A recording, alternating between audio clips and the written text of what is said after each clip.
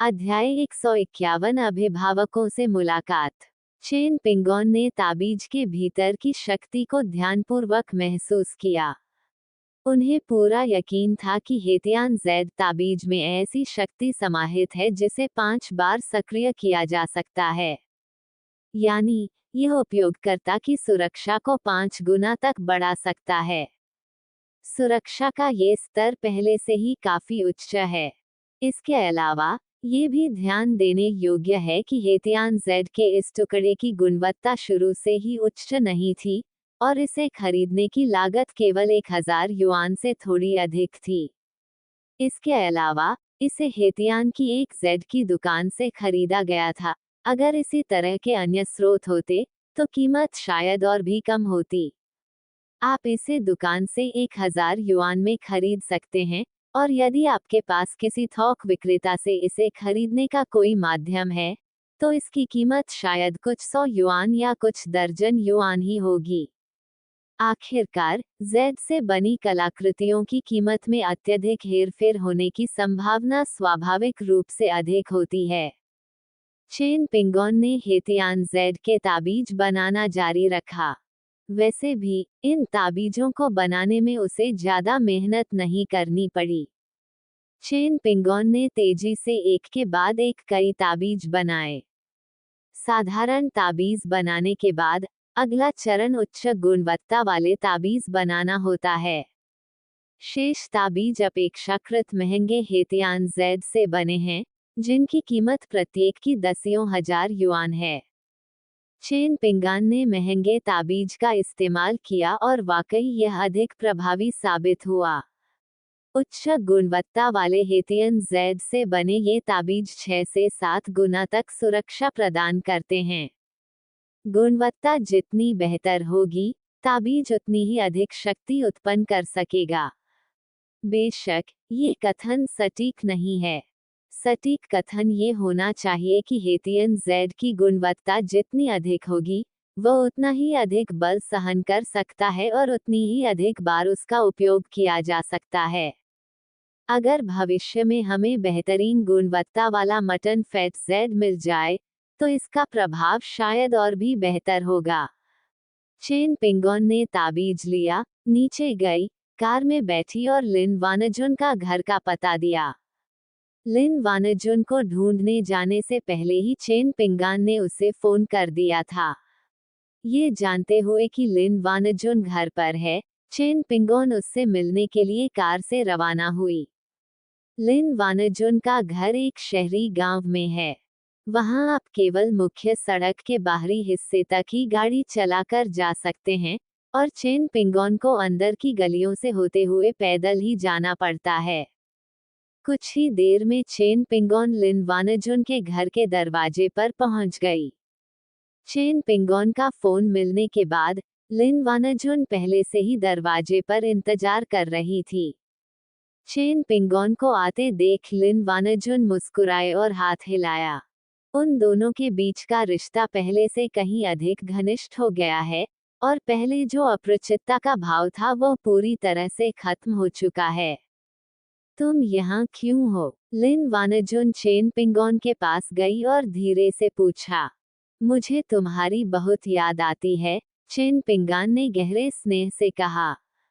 लिन वानजुन ने चेन पिंगोन पर अपनी आंखें घुमाईं, लेकिन उसकी मुस्कान और भी खिल उठी। मैं तुम्हारे लिए एक उपहार लाया हूँ। ये ताबीज मैंने तुम्हारे लिए खुद बनाया है। इसे हर दिन पहनना याद रखना, और नहाते समय भी इसे उतारना मना है। जब वे बात कर रहे थे, चेन पिंगोन ने हेतियान जेड ताबीज निकाला और उसे स्वयं लिन वानजुन को पहना दिया। ये ताबीज 7 बार के नुकसान को सहन कर सकता है, इसलिए आपको इसे हमेशा अपने पास रखना चाहिए, चेन पिंगोन ने गंभीरता से कहा। क्या तुम सच कह रहे हो या नहीं? तुम मुझसे मजाक तो नहीं कर रहे हो? लिन वानजुन कुछ हद तक हैरान थी, और उसे शक था कि चेन पिंगोन उससे मजाक कर रहा है। मैं इस तरह की बात पर मजाक क्यों करूंगा? खैर, आप इस ताबीज को अपने पास ही रख सकते हैं। अगर एक दिन ताबीज टूट जाए, तो मुझे जरूर बताना। चेन पिंगोन ने इसका परीक्षण कर लिया है। हेतियान जेड के ये ताबीज अपनी अधिकतम कीमत पर पहुंचने के बाद अपने आप टूट जाएंगे। इसलिए ये ताबीज उपभोग्य वस्तुएं हैं। यही कारण है कि चेन पिंगोन ने एक साथ इतने सारे ताबीज खरीदे। ठीक है, मैं आपकी बात मान लेता हूँ।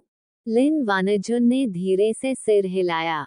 हालांकि चेन पिंगोन की बातें बेहद अविश्वसनीय थीं और झूठ जैसी लग रही थीं, फिर भी लिन वानजुन ने चेन पिंगोन पर विश्वास करना ही बेहतर समझा।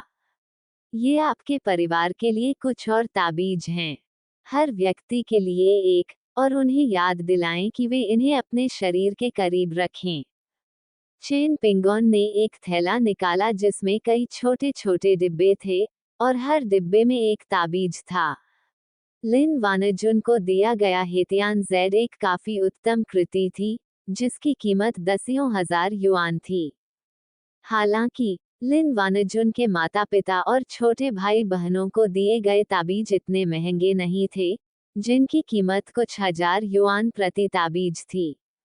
हालांकि इस ताबीज के मूल्य का अनुमान वास्तव में हेतियान जेड के मूल्य का उपयोग करके नहीं लगाया जा सकता है, क्योंकि इस दुनिया में यह अनमोल है। अगर लिन वानजुन के पिता के पास पहले से ऐसा कोई ताबीज होता, तो निर्माण स्थल पर काम करते समय उन्हें कभी चोट नहीं लगती। चेन पिंगोन की बातें सुनने के बाद लिन वानजुन इन ताबीजों का महत्व पहले से ही जान चुकी थी। अब चेन पिंगोन को इतने सारे सुरक्षात्मक ताबीज देते हुए देखकर वो उसके प्रति और भी अधिक कृतज्ञ महसूस कर रही थी। ये ताबीज कहाँ से आए? क्या ये सब जेड पत्थर से बने हैं? क्या ये बहुत महंगे नहीं हैं? मैंने तुम्हें फिर से पैसे खर्च करवा दिए, लिन वानजुन ने कुछ शर्मिंदा होकर कहा। तुम्हारा परिवार मेरा परिवार है, तुम मेरे साथ इतनी विनम्रता क्यों बरत रहे हो? चेन पिंगोन ने थोड़ी शरारत भरी मुस्कान के साथ कहा। लिन वानजुन मुस्कुराई, लेकिन उन्होंने खंडन नहीं किया।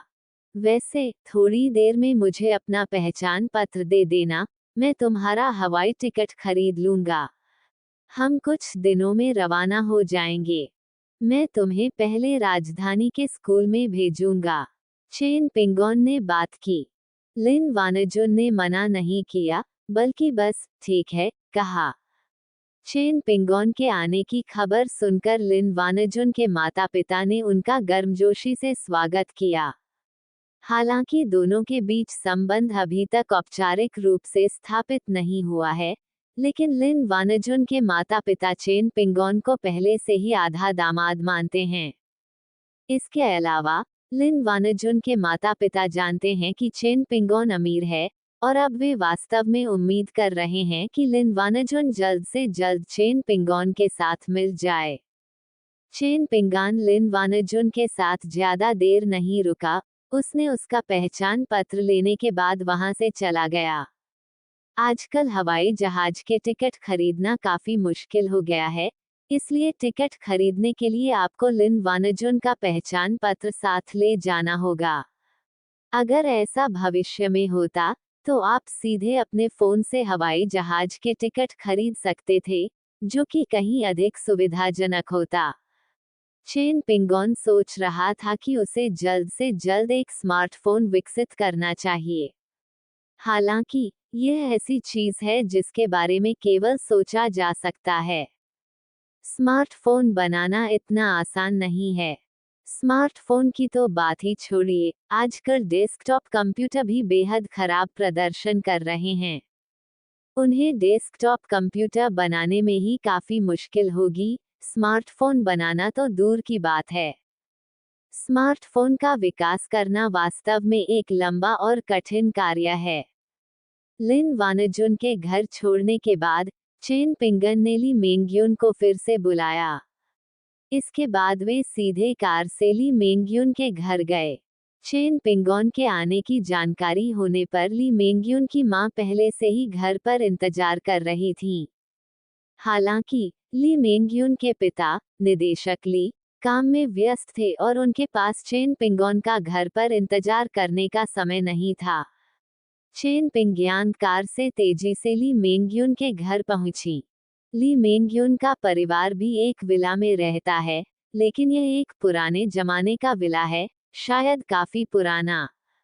यहाँ तक कि काफी समय से मौजूद पुरानी विलाओं को भी अभी भी विलासितापूर्ण घर माना जाता है।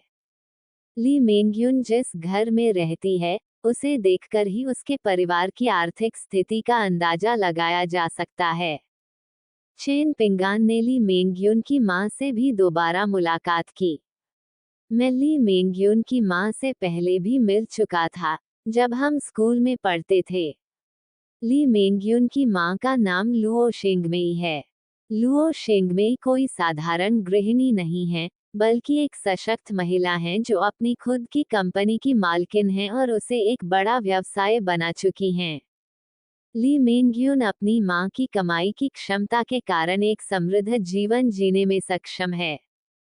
लुओ शेंगमेई का सामना करते समय चेन पिंगोन ने भी संयम और शालीनता का परिचय दिया, और निश्चित रूप से उन्होंने उचित रवैया बनाए रखा। आखिरकार लुओ शेंगमेई भविष्य में उनकी सास बन सकती हैं। इसलिए चेन पिंगोन का रवैया त्रुटिहीन था। अध्याय 152 ये ताबीज वास्तव में प्रभावी है। ली मेंग्युन के घर से निकलने के बाद चेन पिंगान ने आखिरकार राहत की सांस ली। ऐसा नहीं है कि ली मेंग्युन की मां ने उसके साथ बुरा बर्ताव किया, लेकिन चेन पिंगोन को अपनी होने वाली सास का सामना करने में काफी दबाव महसूस हुआ। सौभाग्य से चेन पिंगोन में अब अपनी सास का सामना करने का आत्मविश्वास आ गया है, इसलिए वह इस बाधा को पार करने में कामयाब रहा। ली मेंग्युन के परिवार ने भी स्वाभाविक रूप से उन्हें ताबीजों का एक सेट भेजा।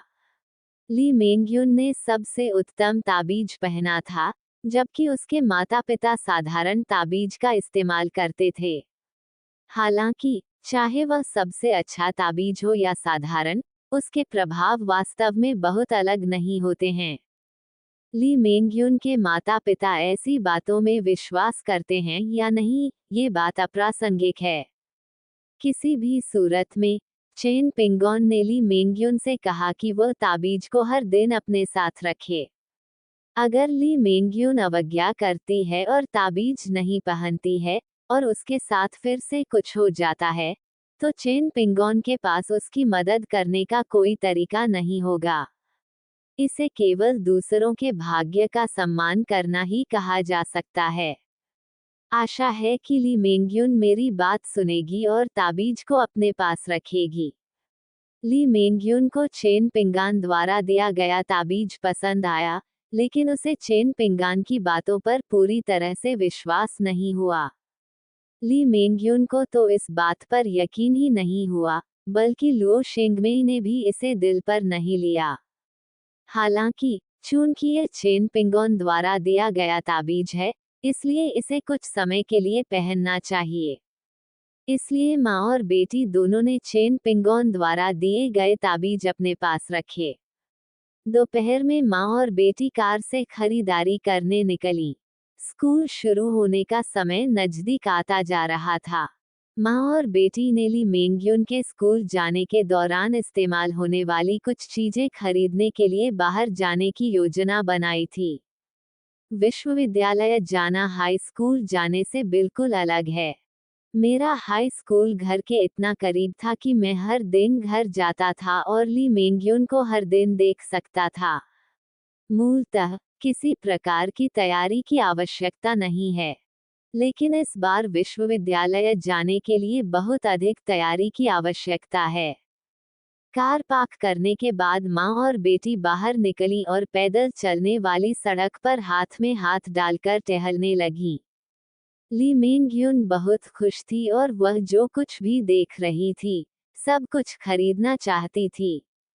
महज आधे घंटे में ही माँ और बेटी ने अपने हाथों को छोटी बड़ी तरह की चीजों से भर लिया था। वास्तव में इनमें से अधिकतर चीजें घर पर निजी उपयोग के लिए खरीदी जाती हैं, न कि विश्वविद्यालय में उपयोग के लिए। इनमें से केवल एक छोटा सा हिस्सा ही वास्तव में विश्वविद्यालय ले जाया जाता है। इसके अलावा ली मेंग्युन एक धनी महिला हैं और उनके पास पैसों की कमी नहीं है। विश्वविद्यालय पहुंचने के बाद आप कई चीजें खरीद सकते हैं, उन्हें यहाँ खरीदने की कोई जरूरत नहीं है। वे बस खरीदारी करने के बहाने इसका इस्तेमाल कर रहे थे। तभी भीड़ में से आश्चर्य की आवाजें सुनाई दी। भागो, कुछ गिर गया है, किसी ने चिल्लाया। ली मेंग्युन और लुओ शेंगमेई दोनों ही कुछ हद तक असमंजस में थीं। जब उन्होंने देर से आकाश की ओर देखा, तो उन्होंने देखा कि एक फूलदान सीधे ऊपर से नीचे गिर रहा है। ये सब इतनी तेजी से हुआ कि उन्हें प्रतिक्रिया करने का समय भी नहीं मिला। एक जोरदार आवाज के साथ फूलदान लुओ शेंगमेई के सिर पर जा गिरा और टूट गया। लुओ शेंगमेई की आंखों के सामने अंधेरा छा गया, उसका शरीर बेजान हो गया और उसे लगा कि वह मरने वाली है। लेकिन उसी क्षण उसने अपने सामने एक सफेद रोशनी प्रकट होते हुए देखी। आकाश से गिरा फूलदान सफेद रोशनी से ढक गया और फिर वह टूटकर जमीन पर गिर गया। ली मेंग्युन की हालत भी खराब थी, वह बहुत डरी हुई थी। हालांकि ली मेंग्युन अभी भी युवा थी, इसलिए उसकी हालत बेहतर थी, कम से कम वह जमीन पर नहीं गिरी। अपनी मां की तबीयत में कुछ गड़बड़ी महसूस करते ही ली मेंग्युन ने तुरंत उन्हें उठने में मदद की। इसके बाद दोनों तुरंत खतरे से बचने के लिए एक तरफ हट गए। अगर एक और फूलदान गिर गया तो हम बर्बाद हो जाएंगे। जो फूलदान नीचे गिरा वह काले रंग के चीनी मिट्टी के फूलदानों में से एक था, जिसके अंदर मिट्टी थी और उसमें कुछ अज्ञात फूल लगे हुए थे। फूलों और पौधों को उगाने के लिए इस मिट्टी के फूलदान को बालकनी में रखा गया था। पता नहीं तेज हवा से उड़ गया या क्या हुआ, लेकिन ये फूलदान काफी ऊंचाई से गिर गया। मैं अभी इतनी डर गई थी कि लगभग मर ही गई थी, लुओ शेंगमेई ने अपनी छाती पकड़ते हुए कहा, उसके चेहरे पर अभी भी डर के भाव थे। क्या आप ठीक हो? ये सचमुच बस थोड़ा सा ही गलत था। ऐसा लगता है जैसे यह मेरे सिर पर लगा हो। बकवास। अगर यह उनके सिर पर भी लग जाए, तो क्या उनके बचने की कोई संभावना होगी? तुम्हें भ्रम हो रहा होगा। फूलदान सचमुच जमीन पर गिर गया था। कुछ लोगों ने यह बात निश्चित रूप से कही, जबकि अन्य लोगों को यकीन था कि उन्होंने अभी अभी एक फूलदान को अधेड़ उम्र की महिला के सिर पर टूटते हुए देखा था। मुझे नहीं पता कि क्या हुआ, लेकिन ऐसा लगता है कि फूलदान किसी को नहीं लगा। इस समय तक लुओ शेंगमेई कुछ हद तक ठीक हो चुकी थी। लुओ शेंगमेई को अच्छी तरह याद था कि फूलदान उसके सिर पर लगा था, लेकिन उससे एक सफेद रोशनी निकली, जिसने गिरते हुए फूलदान को रोक दिया। अगर वह सफेद रोशनी प्रकट न होती, तो वह अब तक मर चुकी होती। क्योंकि यह फूलदान 5 मंजिला इमारत की ऊंचाई से गिरा था। इतनी ऊंचाई से गिरने वाला इतना बड़ा फूलदान अगर किसी के सिर पर लगे तो निश्चित रूप से उसकी मौत हो जाएगी। लुओ शेंगमेई सौभाग्यवश बच गई। नहीं, ये किस्मत की बात नहीं है।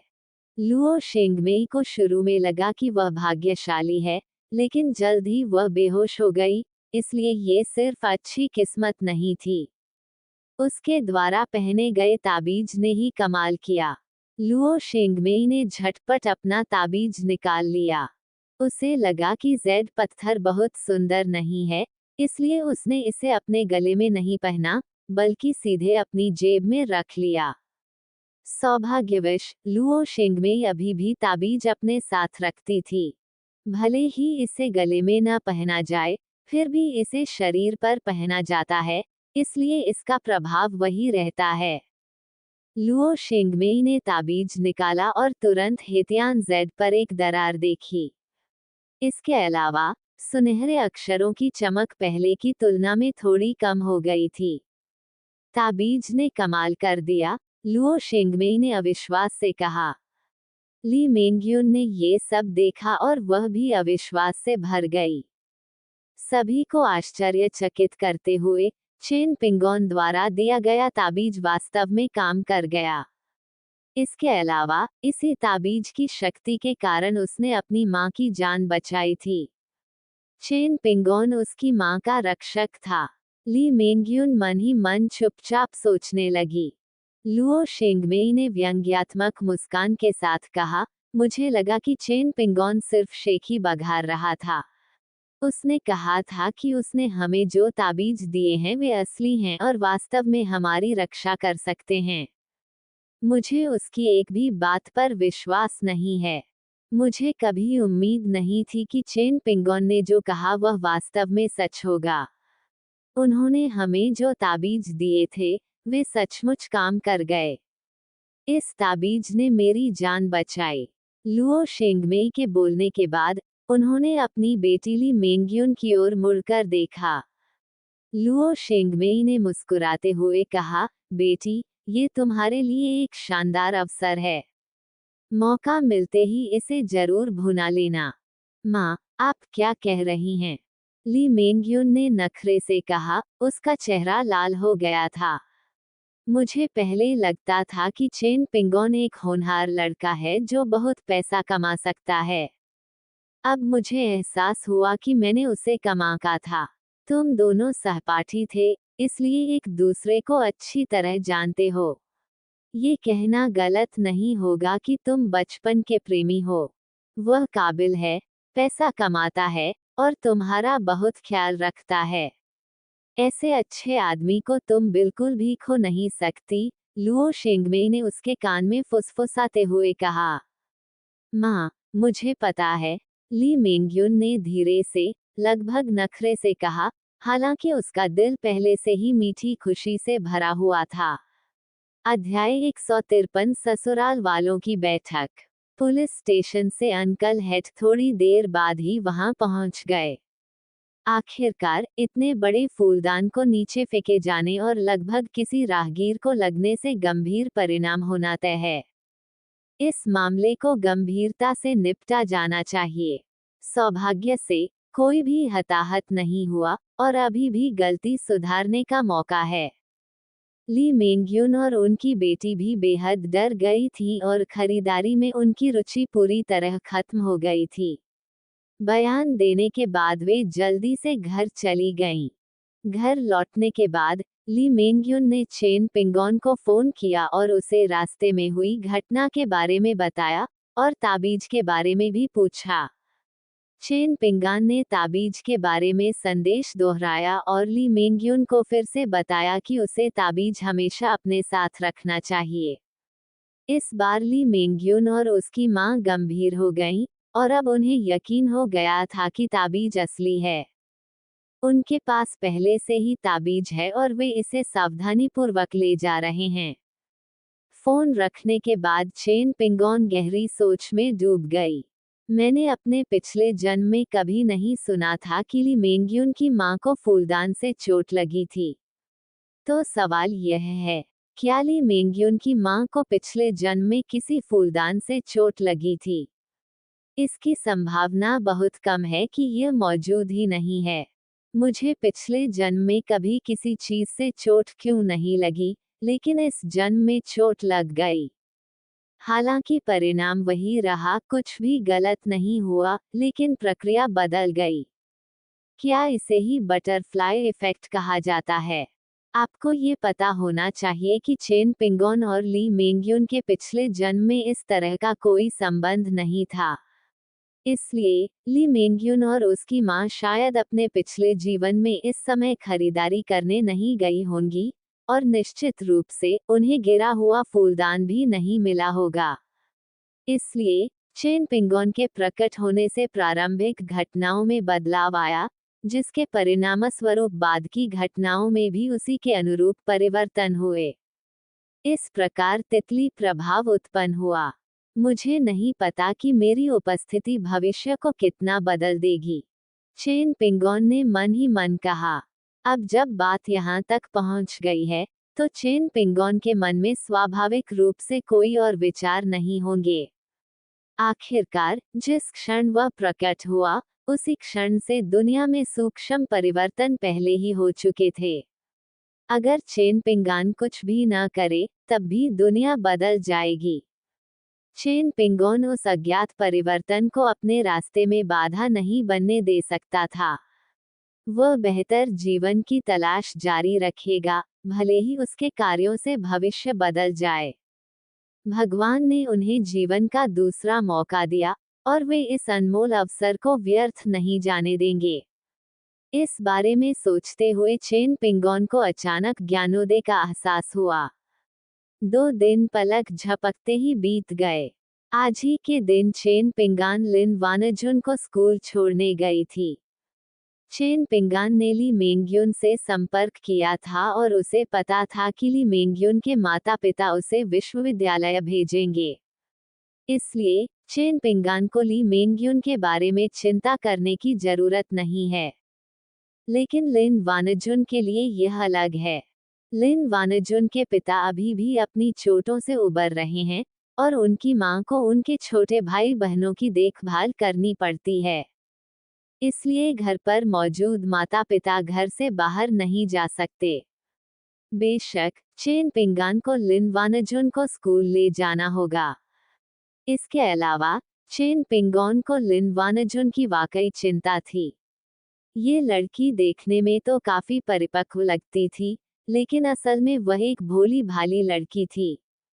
अगर मैं उसके साथ नहीं रुकूंगा तो सड़क पर उसका अपहरण हो सकता है।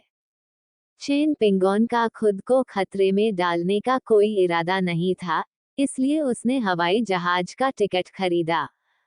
साल के इस समय हवाई किराया वास्तव में बहुत महंगा होता है, ये हद से ज्यादा महंगा होता है। हालांकि चेन पिंगोन के लिए ये रकम बहुत कम थी। चेन पिंगान ने पहले ही अपने माता पिता को इस बारे में बता दिया था और यह सुनकर वे काफी परेशान हो गए थे। सबसे ज्यादा उत्साहित तो निश्चित रूप से उनकी मां यू शियुयंग थी। चांगहे शहर में अभी तक हवाई अड्डा नहीं है। यदि आप हवाई जहाज से यात्रा करना चाहते हैं तो आपको पहले प्रांतीय राजधानी तक बस से जाना होगा। आप गाड़ी चलाकर या ट्रेन से प्रांतीय राजधानी जा सकते हैं। उस दौर में ट्रेनें बहुत तेज नहीं चलती थीं और चेन पिंगोन और उनके समूह के पास अपनी खुद की कारें थीं। चेन पिंगोन ने मूल रूप से ट्रेन से सीधे प्रांतीय राजधानी जाने की योजना बनाई थी, लेकिन उसके माता पिता को इसके बारे में पता चलने के बाद उन्होंने इस विचार को खारिज कर दिया। वैसे भी प्रांतीय राजधानी बहुत दूर नहीं है, केवल लगभग 100 किलोमीटर दूर है। वहां सीधे गाड़ी चलाकर जाना भी बहुत सुविधाजनक है। इसका मुख्य कारण यह है कि मैं रास्ते में अपनी होने वाली बहू से मिल सकूं। माँ, जरूरी नहीं कि यह अभी आपकी भावी बहू हो, चेन पिंगोन ने समझाया। लेकिन यू शियुयंग ने उनकी बात बिल्कुल नहीं सुनी। वह लिन वानजुन को अपनी भावी बहू के रूप में देखती थी। क्योंकि उन्हें फ्लाइट पकड़नी थी, इसलिए परिवार को थोड़ा जल्दी निकलना पड़ा। सुबह सुबह घर पर नाश्ता करने के बाद पूरा परिवार कार में बैठा और सीधे ली वानजुन के घर के लिए रवाना हो गया। चेन पिंगोन को यात्री सीट पर बैठा दिया गया, जबकि उनकी मां यू शियुयंग पीछे की सीट पर बैठी। कुछ देर बाद वे लिन वानजुन के घर पहुंचे। ये जानते हुए कि चेन पिंग्यांग उसे लेने आ रहा है, लिन वानजुन ने पहले ही अपना सामान पैक कर लिया था और अपने घर के बाहर गली में इंतजार कर रही थी। ली वानजुन खुद ही नहीं, बल्कि उनके माता पिता और छोटे भाई बहन भी आए थे। जब कार लिन वानजुन के परिवार के सामने रुकी, तो लग्जरी कार को देखकर ली वानजुन के माता पिता की आंखों में उत्साह की चमक आ गई। अब उन्हें चेन पिंगोन की पारिवारिक स्थिति की बेहतर समझ हो गई है। अगर चेन पिंगोन सचमुच उनका दामाद बन जाए तो वे बेहद खुश होंगे। गाड़ी रुकने के बाद चेन पिंगोन के माता पिता तुरंत बाहर निकल गए। दोनों पक्षों के माता पिता ने एक दूसरे का गर्मजोशी से अभिवादन किया और लगभग अनायास ही ससुर और सास शब्द बोल दिए। सौभाग्यवश दोनों पक्ष अपेक्षाकृत संयमित रहे और ससुराल शब्द जो उनकी जुबान पर था, उसे उन्होंने वापस निगल लिया। लेकिन वातावरण की समरूपता को नंगी आंखों से देखा जा सकता है। लिन वानजुन के माता पिता स्पष्ट रूप से संकोची और कुछ हद तक आत्मसचेत थे। हालांकि चेन पिंगोन के माता पिता बहुत ही मिलनसार थे और उन्होंने किसी भी प्रकार की अवमानना नहीं दिखाई। संक्षिप्त मुलाकात के बाद लिन वानजुन के माता पिता को राहत मिली। वे समझ गए थे कि चेन पिंगोन के माता पिता अच्छे लोग थे और वे उन्हें बिल्कुल भी नीचा नहीं समझते थे। उन्हें इस तरह के ससुराल वाले बहुत पसंद आते हैं। मेरे ससुराल वाले दोनों ही अच्छे लोग हैं। हमारी बेटी कितनी भाग्यशाली है, लिन वानजुन की मां ने मन ही मन सोचा। लिन वानजुन कुछ असमंजस में थी, उसका चेहरा पहले से ही लाल हो गया था। माँ और पिताजी, जल्दी कीजिए, हमें अपनी फ्लाइट पकड़नी है, चेन पिंगोन को उन्हें याद दिलाना पड़ा। मुझे पता है, इतना सब क्यों बोल रही हो? यू शियुइंग ने चिड़चिड़ाते हुए कहा। आखिरकार वो अपनी होने वाली सास के साथ सुखद बातचीत कर रही थी, तभी चेन पिंगोन लगातार उसे टोकती रही, जिससे वह चिढ़ गई। हालांकि चेन पिंगोन के शब्दों ने उन्हें अपने भागने की याद दिला दी। स्वाभाविक रूप से इससे आगे की देरी को रोका जा सकेगा। लिन वानजुन का सामान कार की डिग्गी में रखने के बाद सभी लोग कार में बैठ गए।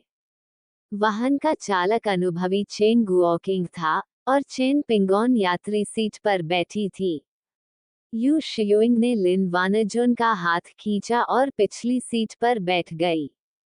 कार तेजी से चली गई और धीरे धीरे लिन वानजुन के माता पिता की नजरों से ओझल हो गई। लिन वानजुन की मां अचानक फूट फूट कर रोने लगी। उन्हें ऐसा लगा जैसे उनकी बेटी की शादी कर दी गई हो। लिन वानजुन के पिता बहुत खुश थे। उन्हें ये पता चल गया था कि चेन पिंगोन के माता पिता अच्छे लोग थे और वे दोनों अपनी बेटी को बहुत प्यार करते थे। ऐसा लगता है कि यह शादी लगभग पक्की हो चुकी है। वो एक हल्की धुन गुनगुना भी रहा था, जिससे पता चलता था कि वो बहुत अच्छे मूड में था। अध्याय 154 विमान में। पूरी यात्रा के दौरान पीछे की सीटें हंसी और खुशनुमा बातचीत से गूंजती रहीं। पहले तो सारी बातें उसकी मां यू शियुयंग ही कर रही थी, जबकि लिन वानजुन सिर्फ सुन सकती थी और कभी कभार बीच में अपनी बात कह सकती थी। लेकिन धीरे धीरे दोनों एक दूसरे से परिचित हो गए और सहज महसूस करने लगे, और उन्होंने बातचीत और हंसी मजाक शुरू कर दिया, जिससे एक विशेष रूप से अच्छा माहौल बन गया। चेन पिंगोन ने इस पर ध्यान दिया और फिर राहत महसूस की। उसने पाया कि होने वाली सास और बहू के बीच वास्तव में बहुत अच्छे संबंध थे। इससे उसे राहत मिली। यू शियुयंग बेहद खुश थी। वो लिन वानजुन को जितना ज्यादा देखती, उतना ही उसे पसंद करने लगी। विशेषकर रास्ते में साथ समय बिताने के बाद उसे लगा कि लिन वानजुन एक समझदार, आज्ञाकारी और अच्छे व्यवहार वाली लड़की है। मुख्य बात यह है कि यह लड़की खूबसूरत भी है, और उसे लोगों से मिलवाने के लिए बाहर ले जाना बहुत ही प्रतिष्ठा की बात होगी। आखिरकार कोई भी नहीं चाहता कि उसकी बहू बदसूरत और भद्दी दिखे। खूबसूरत बहू होना बहुत ही गौरव की बात है। उसे लिन वानजुन में शायद ही कोई खामी नजर आती थी। लिन वानजुन में निश्चित रूप से कमियां थीं, लेकिन यू शियुयंग ने उन्हें स्वतः ही नजरअंदाज कर दिया। यू शियुयंग ने कभी सपने में भी नहीं सोचा था कि उसके बेटे को इतनी खूबसूरत लड़की प्रेमिका के रूप में मिलेगी। यह अफसोस की बात है कि यह लड़की बीजिंग के एक विश्वविद्यालय में पढ़ रही है। उनका बेटा शंघाई में विश्वविद्यालय में पढ़ने जा रहा है, और दोनों शहरों के बीच की दूरी काफी अधिक है, जो भविष्य में असुविधाजनक होगी। लेकिन मैं अभी इसके बारे में नहीं सोच सकता। हमने पूरे रास्ते बातें की और हंसे, और समय का पता ही नहीं चला। ऐसा लग रहा था जैसे कल ही तो हम हवाई अड्डे पर पहुंचे थे। जब कार हवाई अड्डे पर पहुंची तो चेन पिंगोन और लिन वानजुन ने अपना सामान लिया और हवाई अड्डे के अंदर चले गए। यू शियुइंग ने अनिच्छा से अलविदा कहा और जाते समय कहा कि छुट्टियों के दौरान लिन वानजुन को उसके घर जरूर आना चाहिए। लिन वानजुन मुस्कुराए और सहमत हो गई। लगता है आप दोनों की आपस में अच्छी बनती है, चेन पिंगोन ने मजाक में कहा। आंटी बहुत अच्छी इंसान हैं और उनके साथ घुलना मिलना आसान है। लिन वानजुन ने चेन पिंगोन की बात पर आंखें घुमाई, लेकिन उसका खंडन नहीं किया। इसके बजाय उसने धीरे से यह वाक्य कहा। लिन वानजुन को अपने दिल में एक मीठी गर्माहट महसूस हुई। अपने परिवार की आर्थिक स्थिति को देखते हुए लिन वानजुन भी पहले अनिश्चित थीं। चेन पिंगोन का परिवार इतना अमीर है, क्या वे उसे नीची नजरों से नहीं देखेंगे? लिन वानजुन को सबसे ज्यादा इसी बात की चिंता है। हालांकि साथ में समय बिताने के बाद लिन वानजुन को अब इस बारे में कोई चिंता नहीं है। लिन वानजुन को यह महसूस हुआ कि चेन पिंगोन की मां वास्तव में उसके प्रति दयालु थीं और उससे काफी संतुष्ट प्रतीत होती थीं। मेरे दिल से बोझ आखिरकार हट गया है। सुरक्षा जांच से गुजरने के बाद दोनों आखिरकार हवाई अड्डे के प्रतीक्षा कक्ष में दाखिल हुए। वे बिल्कुल सही समय पर पहुंचे। उनकी उड़ान 1 घंटे बाद उड़ान भरने वाली थी, इसलिए उनके पास काफी समय था। मुझे थोड़ी घबराहट हो रही है। हवाई यात्रा कैसी होती है? लिन वानजुन ने धीरे से कहा। डरो मत, मैं तुम्हारे साथ हूँ। इसके अलावा सुरक्षा के लिहाज से हवाई यात्रा पहले से ही परिवहन का सबसे सुरक्षित साधन है। चेन पिंगोन ने मुस्कुराते हुए समझाया। लेकिन मुझे अब भी घबराहट होती है, लिन वानजुन ने चेन पिंगोन की ओर दोबारा देखते हुए कहा।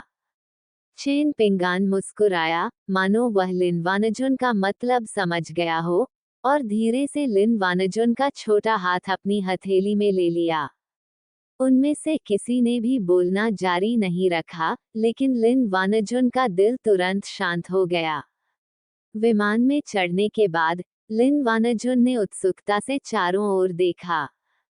ये हवाई जहाज में उसकी पहली यात्रा थी, और वह हवाई जहाजों के बारे में बेहद उत्सुक थी। चेन पिंगोन ने मूल रूप से प्रथम श्रेणी का टिकट खरीदने का इरादा किया था। दुर्भाग्यवश आजकल सभी हवाई जहाजों में फर्स्ट क्लास नहीं होती है। अगर उसके पास पैसे होते भी, तो भी वह फर्स्ट क्लास का टिकट नहीं खरीद पाता। मुझे भविष्य में अपना खुद का प्राइवेट जेट खरीदना होगा, चेन पिंगोन ने मन ही मन सोचा। चूंकि अब उसके पास पैसा है, इसलिए उसे जीवन का आनंद लेना चाहिए और पैसे से मिलने वाली सुविधाओं का लाभ उठाना चाहिए। उनकी सीटें 4 लोगों के लिए थीं, और उनके बगल में एक युवा जोड़ा बैठा था। लिन वानजुन के बगल में एक युवती बैठी थी। युवती ने लिन वानजुन की ओर एक नजर डाली, फिर उत्सुकता से चेन पिंगोन की ओर देखा और मुस्कुराते हुए पूछा, आप विश्वविद्यालय के छात्र होंगे जो पढ़ाई के लिए बीजिंग जा रहे हैं, है ना? लिन वानजुन ने सहमति में गुनगुनाया, लेकिन और कुछ नहीं कहा। वह चेन पिंगोन के साथ होने पर ही ज्यादा बोलती है, दूसरों के सामने वह हमेशा अलग थलग और ठंडी रहती है। वह असल में अलग थलग नहीं रहती थी, ये तो बस उसका सुरक्षात्मक कवच था। आवाज सुनकर चेन पिंगोन मुस्कुराया और बोला, हाँ, हम सभी प्रथम वर्ष के छात्र हैं। मैं अपनी गर्लफ्रेंड को कॉलेज ले जा रहा हूँ। चेन पिंगोन द्वारा खुद को उसकी प्रेमिका के रूप में पेश करते हुए सुनकर लिन वानजुन शर्म से लाल हो गई। चेन पिंगोन ने लिन वानजुन की ओर देखा, जिसका चेहरा लाल हो गया था, और वह भी तुरंत हंस पड़ा। क्योंकि लिन वानजुन ने उनके बयान को खारिज नहीं किया, बल्कि मौन रूप से उससे सहमति जताई, इसलिए चेन पिंगोन काफी खुश थे। तुम अपनी गर्लफ्रेंड को यूनिवर्सिटी भेज रहे हो, लेकिन तुम्हारा क्या? क्या तुम बीजिंग में नहीं हो? महिला ने कुछ आश्चर्य के साथ पूछा, और फिर अपना परिचय देते हुए कहा, मेरा नाम यांग काई एर है, और यह मेरा प्रेमी गुओ चेंग है। चेन पिंगान ने अपना और लिन वानजुन का परिचय भी दिया। गुओ चेंग ने उन दोनों को सिर हिलाकर सहमति दी, लेकिन और कुछ नहीं कहा। मुझे नहीं पता कि वह चुप है या बात करने को तैयार नहीं है। क्या मिस यांग बीजिंग से हैं? चेन पिंगोन ने उत्सुकता से पूछा। क्या तुम इससे बता सकते हो? यांग काई रा ने उत्सुकता से पूछा। देखकर तो मैं नहीं बता सकता, लेकिन सुनकर शायद बता सकता हूँ। बीजिंग में लहजा अलग है। इसके अलावा राजधानी के स्थानीय लोगों का स्वभाव भी अलग तरह का है, चेन पिंगोन ने समझाया। यांग काई एर ने बढ़ती हुई हैरानी के साथ पूछा, मुझे नहीं लगता कि मुझमें कोई उच्चारण संबंधी समस्या है। हो सकता है कि आपको खुद इसका एहसास न हो क्योंकि आपको इसकी आदत हो गई है, लेकिन दूसरों के कानों को यह आवाज अलग लगती है, चेन पिंगोन ने मुस्कुराते हुए कहा। यांग काई एर ने कहा, आप वाकई अद्भुत हैं, मुझे लगता है कि यह बात कोई और नहीं जानता। समूह ने कुछ देर आपस में बातचीत की, लेकिन जल्दी ही बोलना बंद कर दिया। आखिरकार विमान में अन्य लोग भी हैं, और उनकी बातचीत अन्य यात्रियों को भी प्रभावित कर सकती है। चेन पिंगान ने अपने बैग से अपना टैबलेट कंप्यूटर निकाला। मैंने अपना कंप्यूटर चालू किया और एक फिल्म चलाई। चेन पिंगोन ने भी ईयरफोन की तैयारी कर ली थी। उसने एक ईयरफोन अपने कान में और दूसरा लिन वानजुन के कान में लगा दिया था। वे दोनों एक दूसरे के करीब बैठे और चुपचाप फिल्म देखते रहे। यांग काई एर ने इस दृश्य को थोड़ी ईर्ष्या के साथ देखा। ऐसा लगता है कि उसे और उसके प्रेमी को पहले कभी ऐसा अनुभव नहीं हुआ है। उसे देखो, और फिर खुद को देखो, यांग काई एर ने थोड़ी ईर्ष्या के साथ अपने प्रेमी को चुटकी काटते हुए कहा। गुओ चेंग ने बेबसी से अपनी आंखें घुमाईं और कहा, अगर तुम्हें ये शैली पसंद है, तो अगली बार जब मैं घर जाऊंगा तो तुम्हारे साथ इसे देखूंगा। यह जवाब सुनकर यांग काई एर ने गुस्से से कहा, तुम्हें मेरी बिल्कुल भी परवाह नहीं है। जब गुओ चेंग ने देखा कि यांग काई एर गुस्से में है, तो उसने जल्दी से धीमी आवाज में उसे मनाने की कोशिश की। चेन पिंगान और लिन वानजुन ने एक दूसरे की ओर देखा, उनकी आंखों में मुस्कान आ गई। भविष्य में तुम शायद ऐसे नहीं बनोगे, है ना? चेन पिंगान ने लिन वानजुन के कान में फुसफुसाते हुए कहा। ये कहना मुश्किल है, शायद मैं भी वैसा ही बन जाऊं, लिन वानजुन ने अर्थपूर्ण ढंग से कहा। अध्याय 155 बीजिंग में आवास की कीमतें। सुगम यात्रा के बाद विमान कुछ ही घंटों में बीजिंग पहुंच गया। हवाई अड्डे को देखते ही चेन पिंगोन और लिन वानजुन दोनों ने राहत की सांस ली। आखिरकार आकाश में उड़ने से लोगों को बहुत असुरक्षित महसूस होता है। लिन वानजुन पहली बार हवाई यात्रा कर रही थी, इसलिए स्वाभाविक रूप से वह और भी ज्यादा घबराई हुई थी। अब जबकि विमान आखिरकार उतरने ही वाला है, मुझे बेहद सुरक्षित महसूस हो रहा है। क्या कोई आपको हवाई अड्डे से लेने आ रहा है? हवाई अड्डे से बाहर निकलते हुए यांग काई एर ने सहज भाव से पूछा। अभी नहीं, चेन पिंगान ने सिर हिलाया। मेरे पापा मुझे लेने आ रहे हैं। आप हमारी कार में क्यों नहीं बैठ जाते? यहाँ टैक्सी बुलाना असुविधाजनक है, लेकिन हम आपको लिफ्ट दे सकते हैं क्योंकि हम भी उसी रास्ते जा रहे हैं, यांग काई एर ने मुस्कुराते हुए पूछा। क्या ये सुविधाजनक है? चेन पिंगोन ने मना नहीं किया, बल्कि बदले में पूछा। इसमें कोई असुविधा नहीं है, बशर्ते आप तैयार हों, यांग काई एर ने मुस्कुराते हुए कहा। उसके बगल में बैठा उसका प्रेमी थोड़ा नाखुश था, लेकिन उसने कुछ नहीं कहा। चेन पिंगोन मुस्कुराए और सिर हिलाया, जिसे सहमति माना गया। अब से लिन वानाजुन राजधानी में अकेले रहेंगी। जितने ज्यादा दोस्त होंगे उतने ही ज्यादा विकल्प होंगे।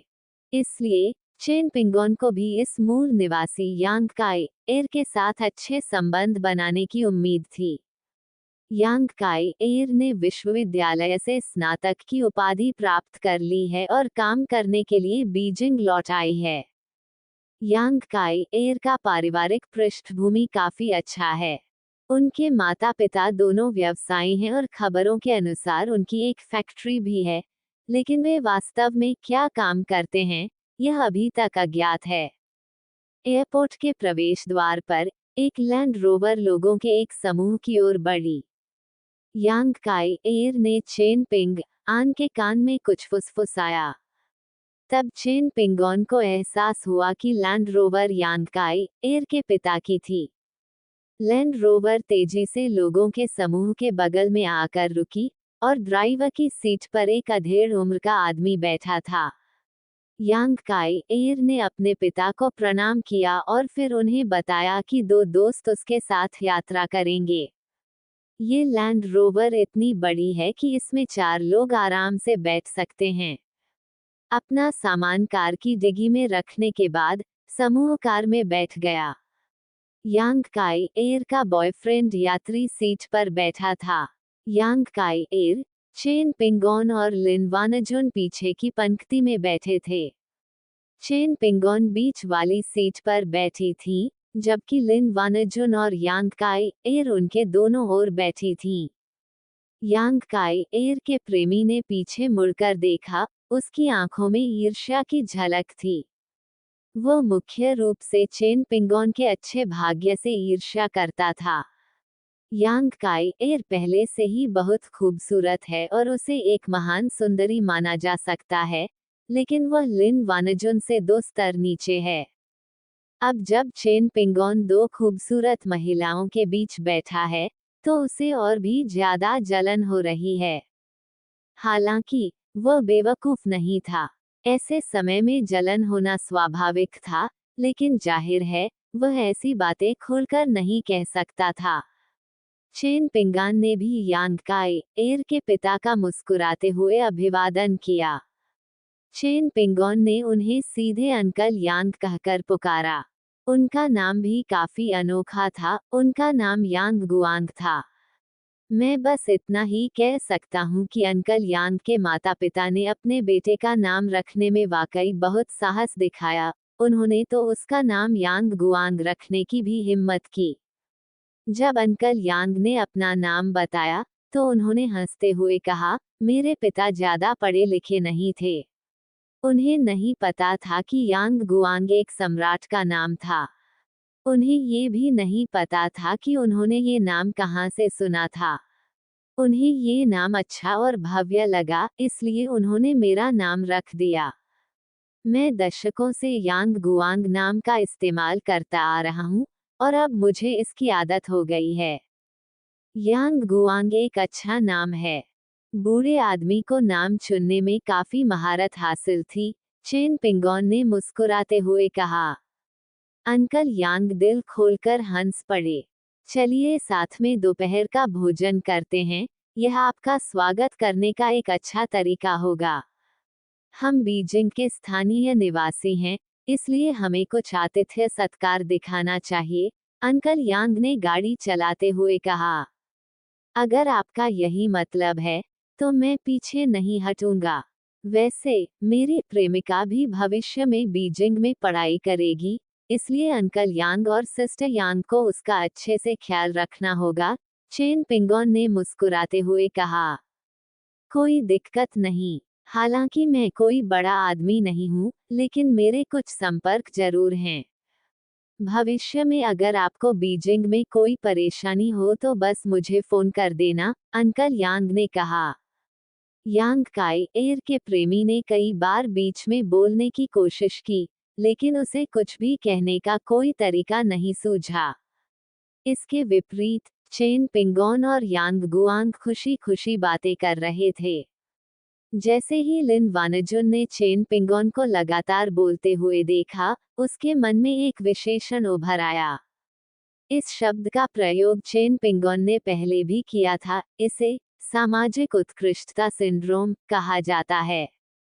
चेन पिंगोन वाकई कमाल का है, वह किसी से भी बात कर सकता है। लिन वानजुन को लगा कि इस मामले में उन्हें चेन पिंगोन से बहुत कुछ सीखने की जरूरत है। हम पहले घर जाकर अपना सामान रखेंगे और फिर होटल जाकर आपका स्वागत करेंगे। वैसे लगता है आप थोड़ा जल्दी आ गए हैं। क्या विश्वविद्यालय शुरू हो गया है? अंकल यांग ने गाड़ी चलाते हुए उत्सुकता से पूछा। मैं थोड़ा जल्दी आ गया था, लेकिन मैंने अपनी प्रेमिका के लिए आवास की व्यवस्था करने के लिए जल्दी आने की योजना बनाई थी। अगर उपयुक्त संपत्तियां उपलब्ध हैं, तो मैं उसके लिए विश्वविद्यालय के पास एक घर खरीदने की योजना बना रहा हूँ, ताकि उसके लिए स्कूल आना जाना अधिक सुविधाजनक हो सके। वह आमतौर पर छात्रावास में रहती है, लेकिन छुट्टियों या सप्ताहांत के दौरान वह अपने घर भी जा सकती है, चेन पिंगोन ने बताया। चेन पिंगोन की व्याख्या सुनने के बाद यांग गुआंग को आखिरकार बात समझ आ गई। इसके बाद यांग गुआंग ने लिन वानजुन से पूछा कि उसे किस विश्वविद्यालय में दाखिला मिला है। उसका पेकिंग विश्वविद्यालय में दाखिला हो गया है, चेन पिंगोन ने अपने चेहरे पर गर्व का भाव लिए कहा। पेकिंग विश्वविद्यालय, वाह, ये तो बहुत बढ़िया है, एक अच्छा स्कूल है। क्या संयोग है, मेरा घर पेकिंग विश्वविद्यालय के पास है, यांग गुआंग ने मुस्कुराते हुए कहा। सच कहूँ तो मुझे भी उम्मीद थी कि यांग काई एर को पेकिंग विश्वविद्यालय में दाखिला मिल जाए, ताकि उसके लिए पढ़ाई करना आसान हो जाए। ये बहुत दुख की बात है कि मेरी बेटी उम्मीदों पर खरी नहीं उतरी, उसे पेकिंग विश्वविद्यालय में दाखिला नहीं मिला और वह दूसरे शहर के विश्वविद्यालय में चली गई। यांग गुआंग ने ये कहते हुए बार बार अपना सिर हिलाया। पिताजी, आप मेरे बारे में क्या कह रहे हैं? यांग काई एर ने नाराजगी से कहा। वह पेकिंग विश्वविद्यालय में भी दाखिला लेना चाहती थी, लेकिन उसके अंक इसकी अनुमति नहीं देते थे। अब वह क्या कर सकती थी? यांग गुआंग जोर से हंसे। आगे देखो, वह पेकिंग विश्वविद्यालय है। यांग गुआंग ने अचानक अपने सामने एक बड़े द्वार की ओर इशारा करते हुए कहा। चेन पिंगोन और अन्य लोगों ने तुरंत उस दिशा में देखा और निश्चित रूप से उन्हें पेकिंग विश्वविद्यालय के परिसर का प्रवेश द्वार दिखाई दिया। उस समय पेकिंग विश्वविद्यालय का प्रवेश द्वार सुनसान था, केवल कुछ ही लोग आ जा रहे थे। आखिरकार अभी भी छुट्टियों का मौसम है और स्कूल के सभी छात्र छुट्टी पर हैं, इसलिए स्कूल में ज्यादा लोग नहीं हैं। हमारा घर बस आगे ही है। दरअसल यह एक नया आवासीय क्षेत्र है जिसे केवल 5 साल पहले ही बनाया गया था। यहाँ मकानों की कीमतें कम नहीं हैं। मैंने यहाँ घर खरीदते समय 40 लाख युआन से अधिक खर्च किए थे। अब मकान और भी महंगे होते जा रहे हैं, यांग गुआंग ने ऊंची मकान कीमतों पर अफसोस जताते हुए कहा। बीजिंग में घर खरीदने के लिए 40 लाख डॉलर और तुम्हें अब भी ये बहुत महंगा लगता है। चेन पिंगोन ने मन ही मन शिकायत की। 1998 में जन्मे लोग कल्पना भी नहीं कर सकते कि 20 साल बाद बीजिंग में आवास की कीमतें कितनी आसमान छू लेंगी। 20 साल बाद की तो बात ही छोड़िए, आवास की कीमतें 10 साल में ही उसी स्तर से काफी बढ़ चुकी होंगी। बीजिंग में अभी घर खरीदना निश्चित रूप से एक अच्छा सौदा है। इसके अलावा अगर आप घर खरीदने जा रहे हैं, तो आंगन वाला घर सबसे अच्छा विकल्प है। हालांकि यह आंगन और निवेश के लिए तो उपयुक्त है, लेकिन रहने के लिए नहीं। हालांकि बीजिंग में कई आंगन वाले मकान खरीद पाना बहुत ही प्रतिष्ठा की बात है। इसके बाद चेन पिंगोन के मन में एक विचार आया, वह राजधानी में कई और आंगन वाले मकान खरीदना चाहता था। ये निवेश के दृष्टिकोण से नहीं है। हालांकि बीजिंग में आवास की कीमतें तेजी से बढ़ रही हैं, लेकिन चेन पिंगोन के हाथों में मौजूद धन भी बहुत तेजी से बढ़ रहा है। उस पैसे से घर खरीदना वास्तव में घाटे का सौदा होगा। मुख्य समस्या यह है कि अच्छी जगहों पर स्थित मकान अभी भी खरीदने के लिए उपलब्ध हैं, लेकिन भविष्य में इन्हें खरीदना बहुत मुश्किल हो जाएगा। अंकल यांग, बीजिंग में इस समय मकानों की अनुमानित कीमत क्या है? चेन पिंगोन ने उत्सुकता से पूछा। यह मुख्य रूप से स्थान पर निर्भर करता है। दूसरी रिंग रोड के भीतर ये 4,000 से 6,000 युआन प्रति वर्ग मीटर है, और कीमत में काफी उतार चढ़ाव होता रहता है।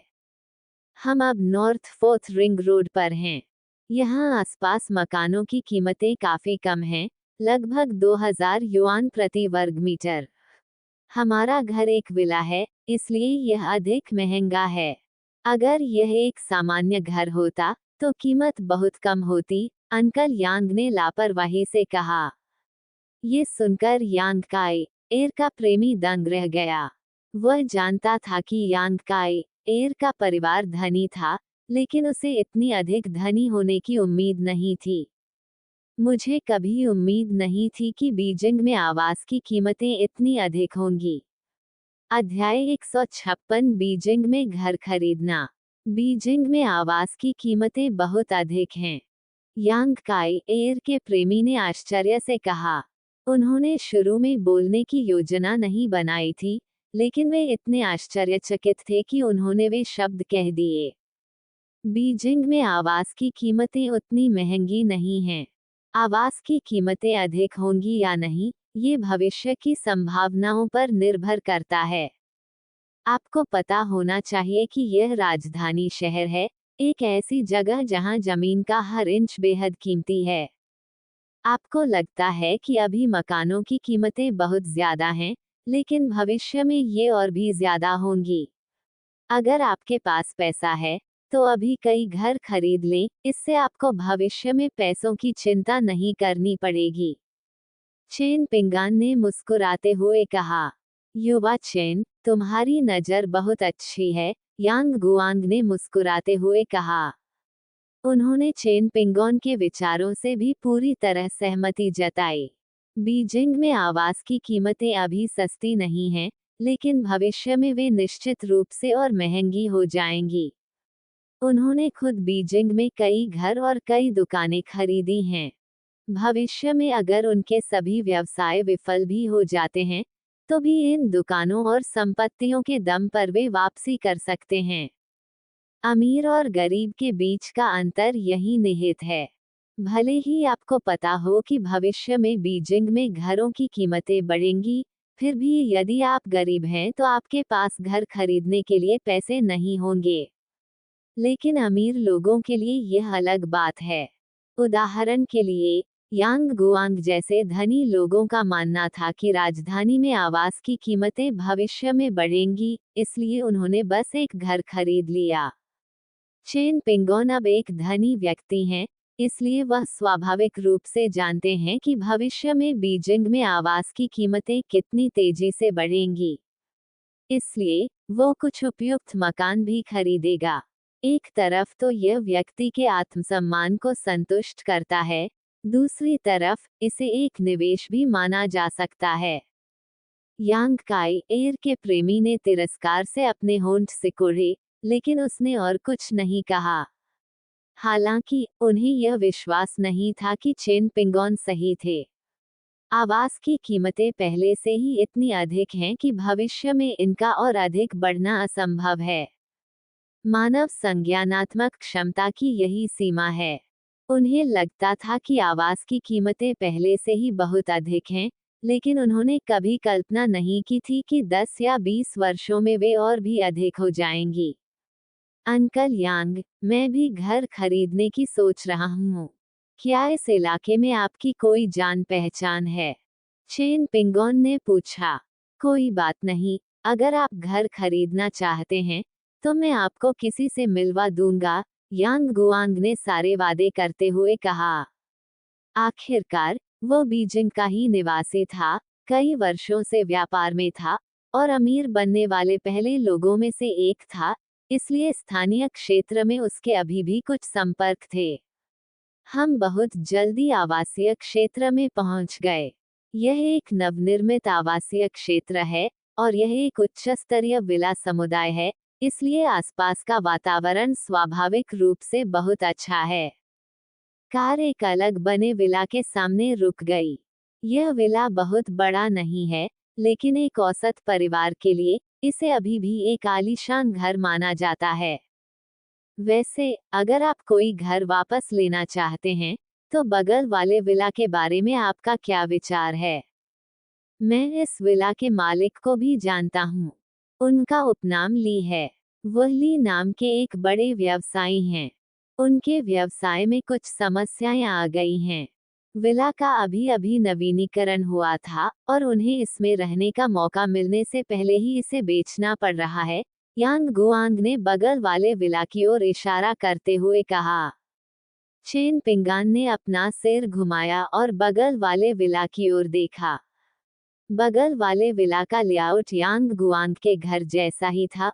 उनमें से कोई भी विशेष रूप से आलीशान बड़ा विला नहीं था। हालांकि ये विला विशेष रूप से आरामदायक और शानदार भी हैं। अगर चेन पिंगोन अकेले रह रहे होते, तो उन्हें इस तरह के छोटे विला में शायद ही कोई दिलचस्पी होती। आखिरकार चांगहे शहर में उन्होंने जो विला खरीदा था, वह एक बेहद आलीशान विला था। हालांकि यह विला लिन वानजुन के रहने के लिए खरीदा गया था। अकेले रहने वाली लड़की लिन वानजुन के लिए यह विला काफी बड़ा है। अगर वह विला बहुत बड़ा होता, तो उसके लिए अकेले रहना उपयुक्त नहीं होता। इसके अलावा यह विला यांग काई एर के घर के ठीक बगल में है, इसलिए भविष्य में दोनों परिवार एक दूसरे का ख्याल रख सकते हैं। दूर के रिश्तेदार की तुलना में निकट का पड़ोसी बेहतर होता है। इस विला की कीमत क्या है? चेन पिंगोन ने सीधे पूछा। मैं श्री ली को फोन करके उनसे पूछ लेता हूँ। मैंने ये घर 40 लाख युआन से अधिक में खरीदा था। पिछले कुछ वर्षों में कीमत बढ़ी है, लेकिन इसमें बहुत ज्यादा अंतर नहीं होना चाहिए। हालांकि श्रीली ने इस विला का नवीनीकरण स्वयं ही काफी महंगे दामों पर करवाया था। उन्हें अभी नकदी प्रवाह की जरूरत है, इसलिए मुझे नहीं लगता कि वे इसे बहुत सस्ते में बेचेंगे। यांग गुआंग ने सोच समझकर कहा, मेरा अनुमान है कि यह संख्या 4 से 5 मिलियन के बीच होगी। तो मैं आपको परेशान करूंगा, अंकल यांग, कि आप श्री ली से संपर्क करें, चेन पिंगोन ने कहा। चेन पिंगोन के लिए अब करोड़ों रुपए का घर कोई मायने नहीं रखता। यांग काई एर ने आश्चर्य से उधर देखा। क्या उसे वाकई चेन पिंगोन के इतने अमीर होने की उम्मीद नहीं थी? उसे पहले ही अंदाजा हो गया था कि चेन पिंगोन अमीर है। आखिरकार गरीब लोग हवाई जहाज से यात्रा नहीं करते, वे केवल ट्रेन से यात्रा करते हैं। आज के जमाने में जो लोग हवाई जहाज से यात्रा करने का सामर्थ्य रखते हैं, उन्हें धनी माना जाता है। हालांकि यांग काई एर को यह उम्मीद नहीं थी कि चेन पिंगोन एक विला खरीदने के लिए कई मिलियन डॉलर निकाल सकता है। लिन वानजुन भी अचंभित रह गई, लेकिन बाहरी लोगों की मौजूदगी के कारण उसने और कुछ नहीं कहा। यांग काई एर का प्रेमी ईर्ष्या से भर आया और उसने चेन पिंग आन की ओर देखा। उन्हें कभी उम्मीद नहीं थी कि चेन पिंगोन, जिसे वे तुच्छ समझते थे, वास्तव में इतना अमीर होगा। उसे लगा कि चेन पिंगोन कोई खास व्यक्ति नहीं था, लेकिन यांग काई एर और लिन वानजुन की नजरों में वह एक बेहद आकर्षक व्यक्ति था। चूंकि चेन पिंगोन घर खरीदना चाहता था, इसलिए उन्हें जाने की जल्दी नहीं थी। हालांकि यांग काई एर का सामान पहले नीचे उतारा गया और विला में रख दिया गया। खबर मिलते ही श्रीली तुरंत वहां पहुंच गए। हालांकि युवक चेन पिंगोन को देखकर बॉसली कुछ हद तक निराश हो गए। आखिरकार श्रीली के मन में, जो व्यक्ति लाखों खर्च करके घर खरीद सकता है, वह एक अधेड़ उम्र का बड़ा व्यवसायी होना चाहिए, न कि चेन पिंगोन जैसा कोई युवा। हालांकि कारोबारी लोग चतुर होते हैं और अपने असली विचार चेहरे पर नहीं दिखाते। इसके बजाय उन्होंने चेन पिंगोन का गर्मजोशी से स्वागत किया। फिर उसने चाबी निकाली, विला का द्वार खोला और चेन पिंगोन को अंदर जाकर आंतरिक सज्जा देखने दिया। मैंने इस विला के नवीनीकरण पर 20 लाख युआन से अधिक खर्च किए। ये पिछले साल वसंत उत्सव के दौरान पूरा हुआ था और आधे साल से अधिक समय से खाली पड़ा है। नवीनीकरण की गंध पूरी तरह से गायब हो गई है। ये सचमुच ऐसी जगह है जहां आप तुरंत रहने आ सकते हैं। मैंने नवीनीकरण के लिए सर्वोत्तम गुणवत्ता वाली सामग्री और उपकरणों का उपयोग किया। सच कहूं तो मैंने इस विला का पहले ही नवीनीकरण करवा लिया था और खुद इसमें रहने की योजना बना ली थी। लेकिन अप्रत्याशित रूप से कुछ व्यावसायिक समस्याएं उत्पन्न हो गईं, और अब मेरे पास अनिच्छा से अन्य चीजें बेचने के अलावा कोई विकल्प नहीं है। मेरे पास आपसे यह बात छिपाने का कोई कारण नहीं है। मुझे लगता है लाओ यांग ने आपको पहले ही बता दिया होगा, बॉस ली ने आह भरते हुए कहा। ये घर वाकई बहुत अच्छा है। अगर वह अप्रत्याशित घटना न हुई होती तो मैं इसे बेचता ही नहीं, इसलिए कीमत के बारे में। इस समय तक बॉस ली चेन पिंगयांग की ओर देख चुके थे। अगर कीमत सही हो तो मैं इसे पूरी कीमत देकर आज ही खरीद सकता हूँ, चेन पिंगोन ने शांत भाव से कहा। ये सुनकर कि पूरी रकम का भुगतान हो गया है और वह आज ही भुगतान कर सकते हैं, श्री ली का दिल तेजी से धड़कने लगा। यह उनकी उम्मीद से कहीं बेहतर था। मैं पूरी रकम चुका सकता हूँ, यह मैं आज ही भुगतान कर सकता हूँ, लेकिन जैसा कि मैंने पहले कहा था, कीमत सही होनी चाहिए, चेन पिंगोन ने फिर कहा। अध्याय 157 राजधानी में घर का मालिक होना। पूरे भुगतान और उसी दिन भुगतान के प्रस्ताव ने श्री ली को तुरंत प्रभावित कर दिया। कुछ देर सोचने के बाद श्री ली ने अपना अंतिम प्रस्ताव दिया। 45 लाख। आम लोगों के लिए ये कीमत निश्चित रूप से कम नहीं है, लेकिन मौजूदा आवास कीमतों और उनके घर के मूल्य को देखते हुए यह अधिक भी नहीं है। वास्तव में उन्हें पहले ही कुछ नुकसान हो चुका है। उसे जो पैसा गंवाना पड़ा, वह मुख्य रूप से नवीनीकरण के खर्चों के लिए था। घर खरीदने के बाद उसने उसकी मरम्मत पर काफी पैसा खर्च किया था। लेकिन अब कोई दूसरा रास्ता नहीं है।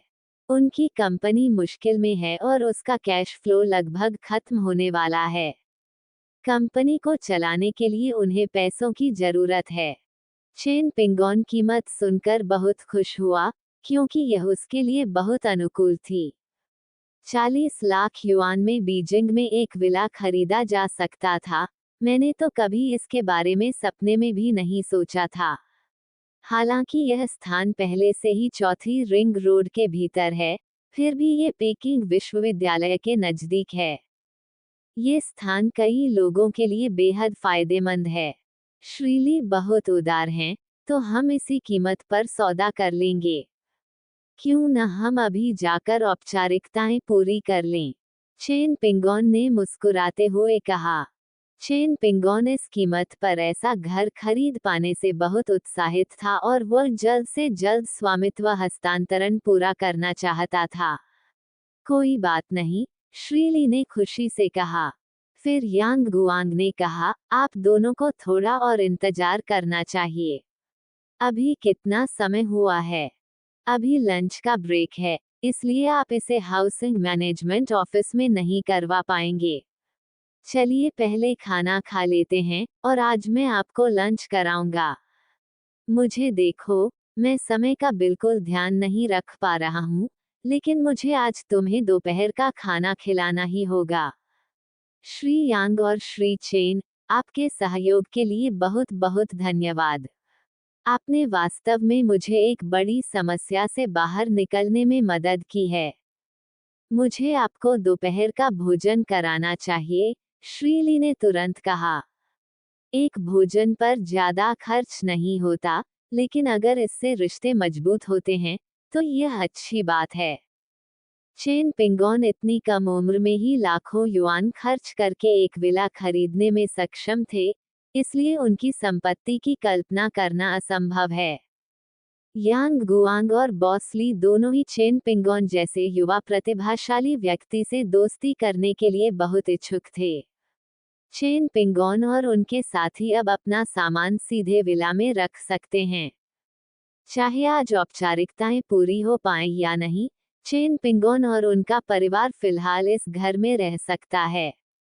श्रीली को निश्चित रूप से ऐसी बातों की परवाह नहीं होगी। समूह पास के ही एक रेस्तरां की ओर चल पड़ा, जहां टेन फैमिली कुजीन परोसा जाता था।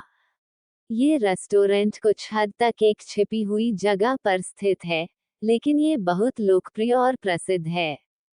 इसके बाद यांग गुआंग ने मुस्कुराते हुए रेस्तरां का परिचय दिया। इसका मुख्य उद्देश्य चेन पिंगोन को इसके बारे में बताना था, ताकि चेन पिंगोन के मन में किसी भी प्रकार की गलतफहमी न हो। क्योंकि यह रेस्टोरेंट बाहर से देखने में काफी साधारण लगता है, ये बहुत उच्च गुणवत्ता का प्रतीत नहीं होता, लेकिन वास्तव में ये रेस्तरां एक बहुत पुराना और प्रतिष्ठित ब्रांड है। ये पीपुल्स रिपब्लिक ऑफ चाइना की स्थापना से पहले से मौजूद है और दशकों से अपनी विश्वसनीयता बनाए हुए है। कुछ साल पहले इसका नवीनीकरण भी किया गया था। बाहर के लोग शायद इस जगह को न जानते हों, लेकिन यहाँ के स्थानीय लोग इसे अच्छी तरह जानते हैं। स्थानीय लोग ही सबसे अच्छी तरह जानते हैं कि उस क्षेत्र में किस प्रकार का भोजन उपलब्ध है। इसके अलावा ये रेस्टोरेंट काफी उच्च स्तरीय है। यहाँ आप टैन परिवार के व्यंजन का आनंद ले सकते हैं। तान परिवार का व्यंजन सबसे प्रसिद्ध आधिकारिक व्यंजनों में से एक है, और अतीत में आम लोगों को इसे खाने का मौका नहीं मिलता था। इसका स्वाद चखने का अवसर केवल धनी और शक्तिशाली लोगों को ही मिलता था। अब समय बदल गया है और वातावरण बेहतर है। अब तो उनके जैसे धनी लोगों को भी यहाँ आकर स्वादिष्ट भोजन का आनंद लेने का अवसर मिलता है। बेशक, गरीब लोग अभी भी इस तरह की जगहों पर आने का खर्च वहन नहीं कर सकते, क्योंकि यहाँ का खाना बहुत महंगा है। यांग गुआंग की व्याख्या सुनने के बाद चेन पिंगोन को अचानक समझ में आ गया कि क्या हो रहा है, और उसने कहा, तो ये है टेन फैमिली कुजीन। मैंने टेन फैमिली कुजीन के बारे में बहुत कुछ सुना है, लेकिन मुझे इसे चखने का कभी मौका नहीं मिला। अच्छा, तो आज मुझे आपके स्वादिष्ट भोजन का स्वाद चखने का सौभाग्य मिलेगा, श्रीली। चेन पिंगोन की बातें आधी सच और आधी झूठ थीं। वो मुख्य रूप से बॉस ली की चापलूसी करने की कोशिश कर रहा था। व्यापार जगत में हर कोई इसी तरह एक दूसरे की चापलूसी करता है। श्रीली भी जोर से हंस पड़े। स्पष्टतः चेन पिंगोन की बातें उन्हें बहुत अच्छी लगीं और वे बेहद खुश हुए। टेन फैमिली कुजीन अपनी प्रतिष्ठा पर खरा उतरा, और चेन पिंगोन दोपहर के भोजन से बेहद संतुष्ट थे।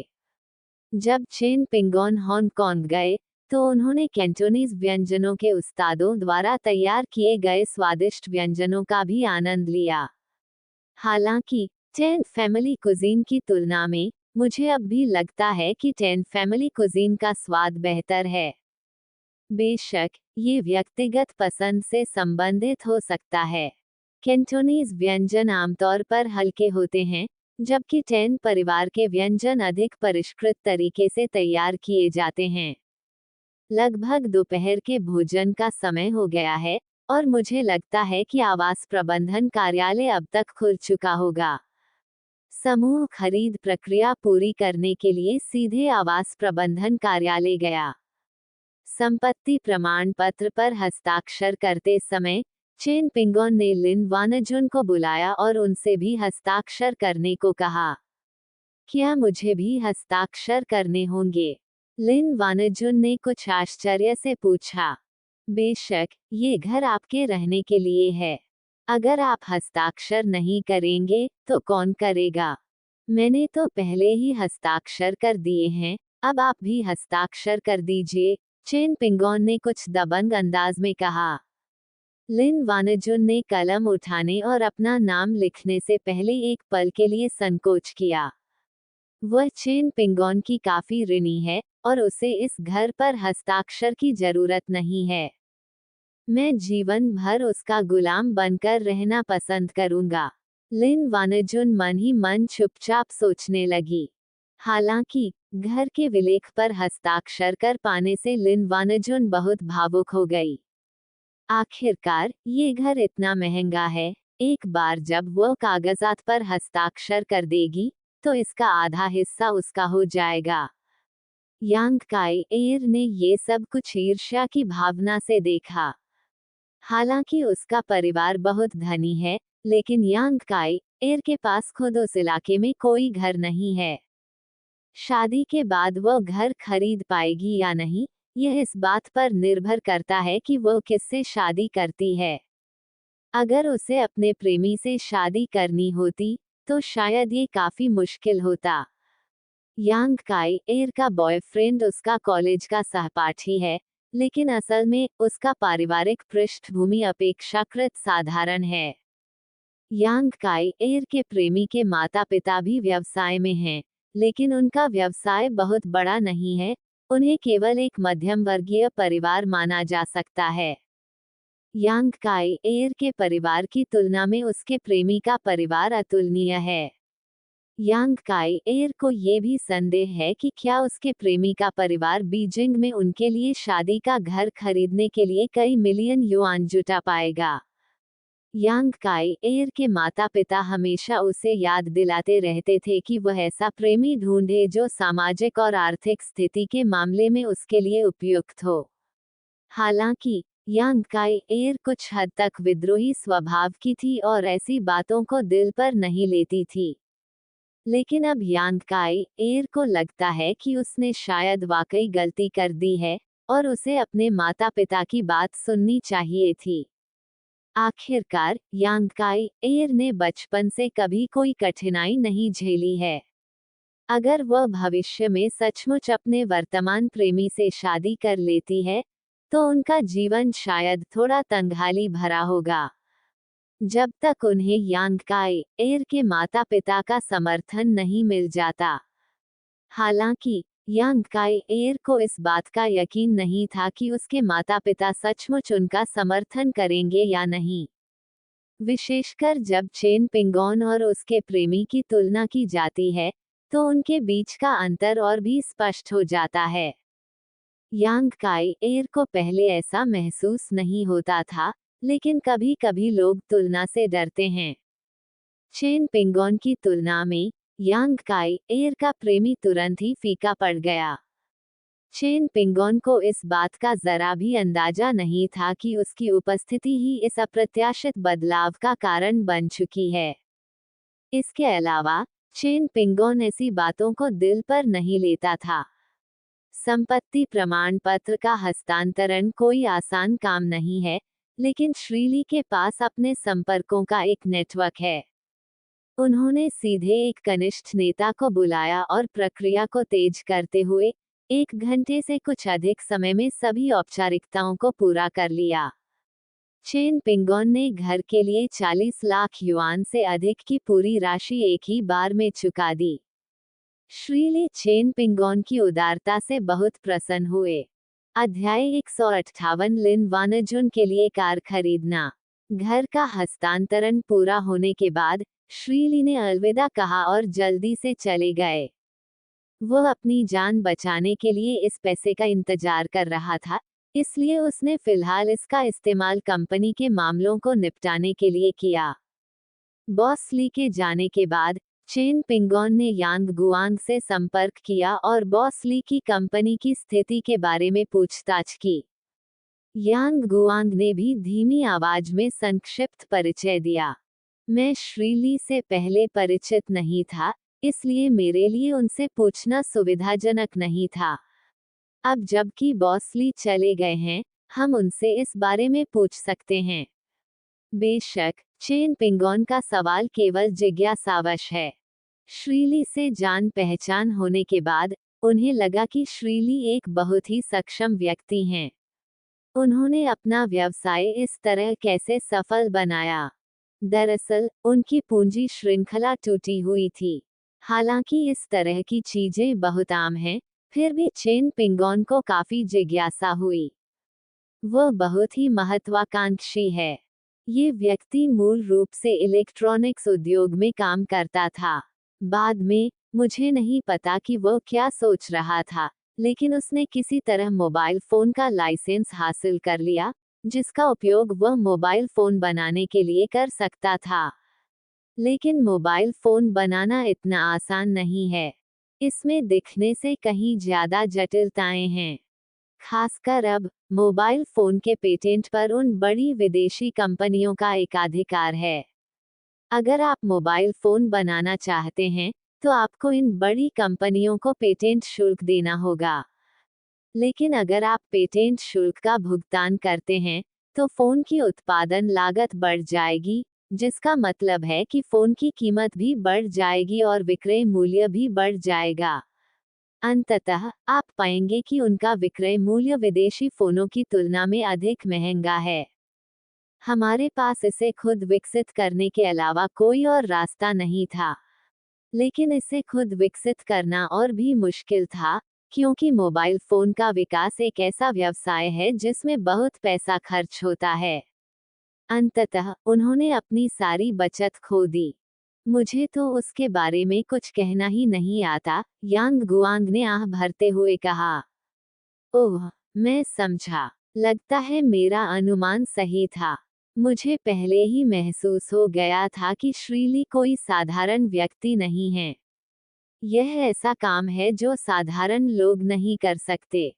चेन पिंगोन उसका मजाक नहीं उड़ा रहा था, वो वास्तव में उसकी प्रशंसा करता था। वास्तव में उद्यमिता के पथ पर श्रीली जैसे कई लोग निश्चित रूप से मौजूद हैं।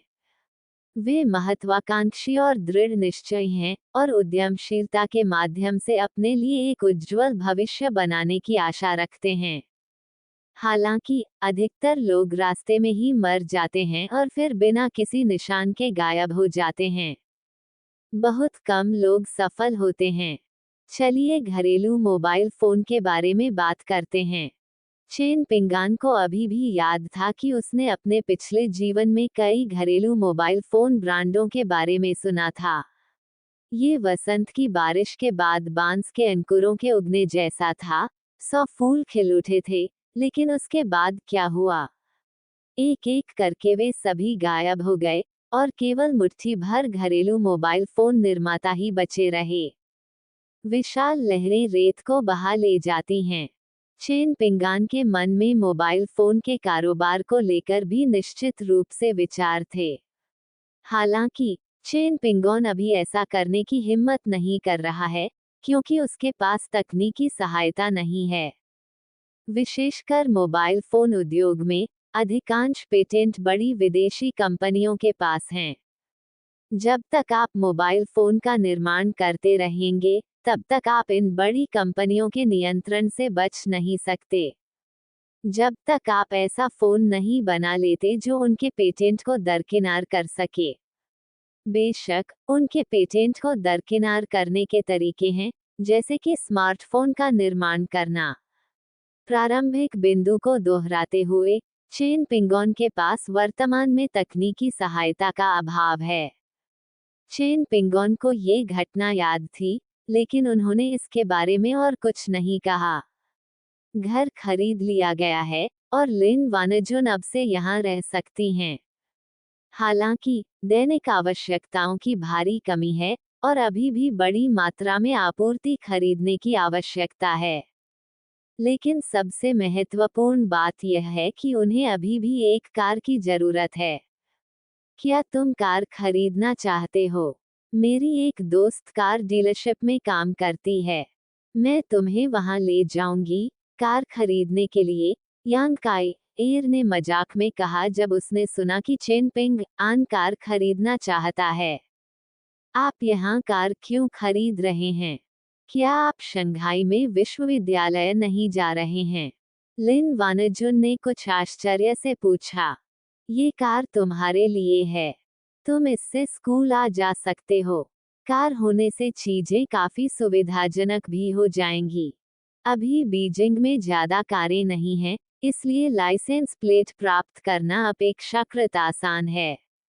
लेकिन बीजिंग में कारों की संख्या बढ़ने के बाद लाइसेंस प्लेट प्राप्त करना बहुत मुश्किल हो जाएगा।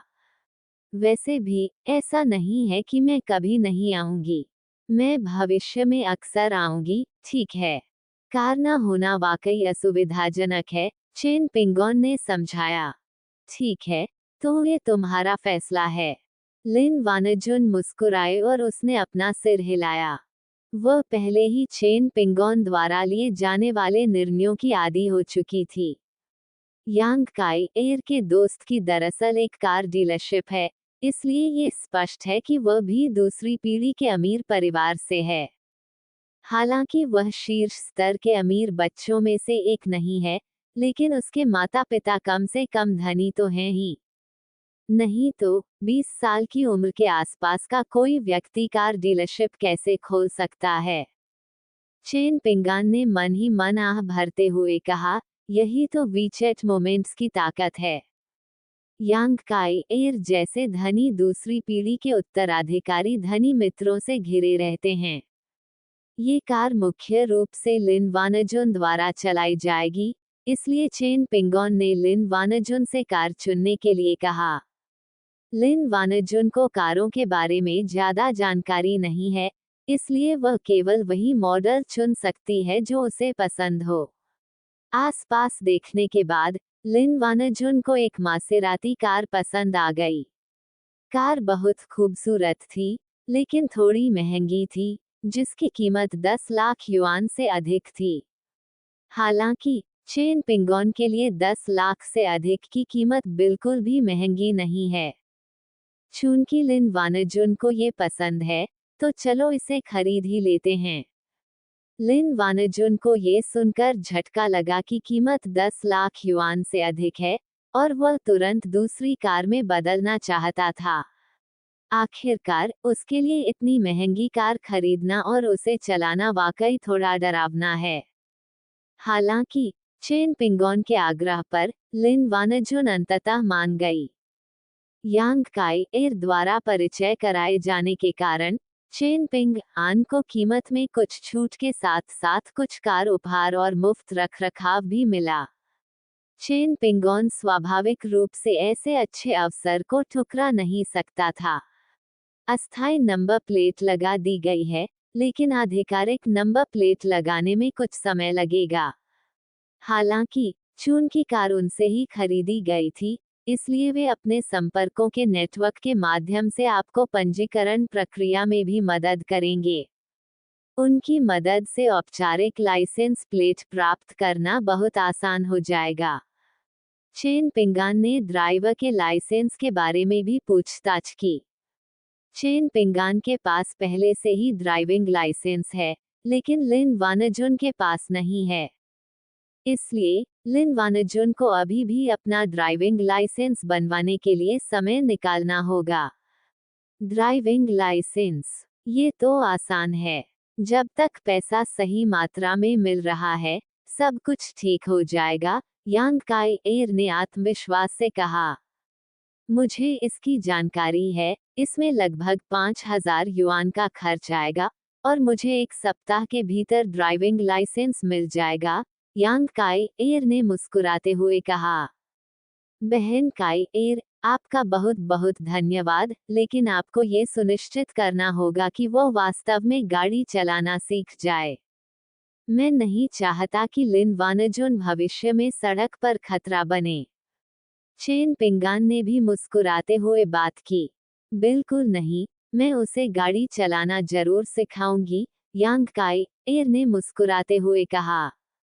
ये कहावत कि जितने अधिक दोस्त होंगे उतने ही अधिक विकल्प होंगे, बिल्कुल सत्य है। विमान में यांग काई एयर से मिलने के बाद घर और कार खरीदने जैसी चीजें वास्तव में उन्हीं की वजह से सुलझ गईं।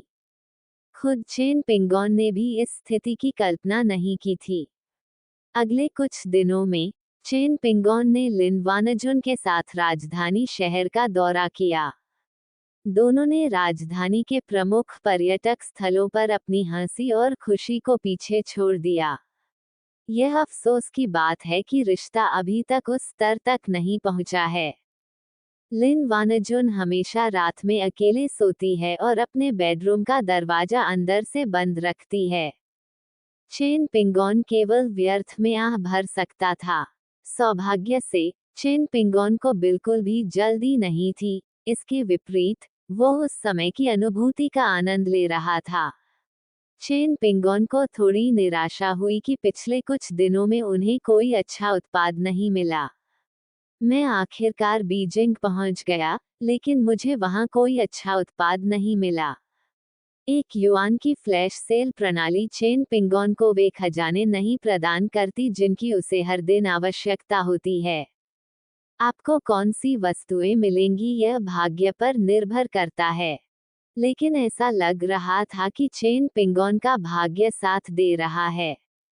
जैसे ही चेन पिंगोन विश्वविद्यालय में दाखिला लेने के लिए शंघाई जाने वाली थी, सिस्टम की दुकान में एक नई वस्तु दिखाई दी।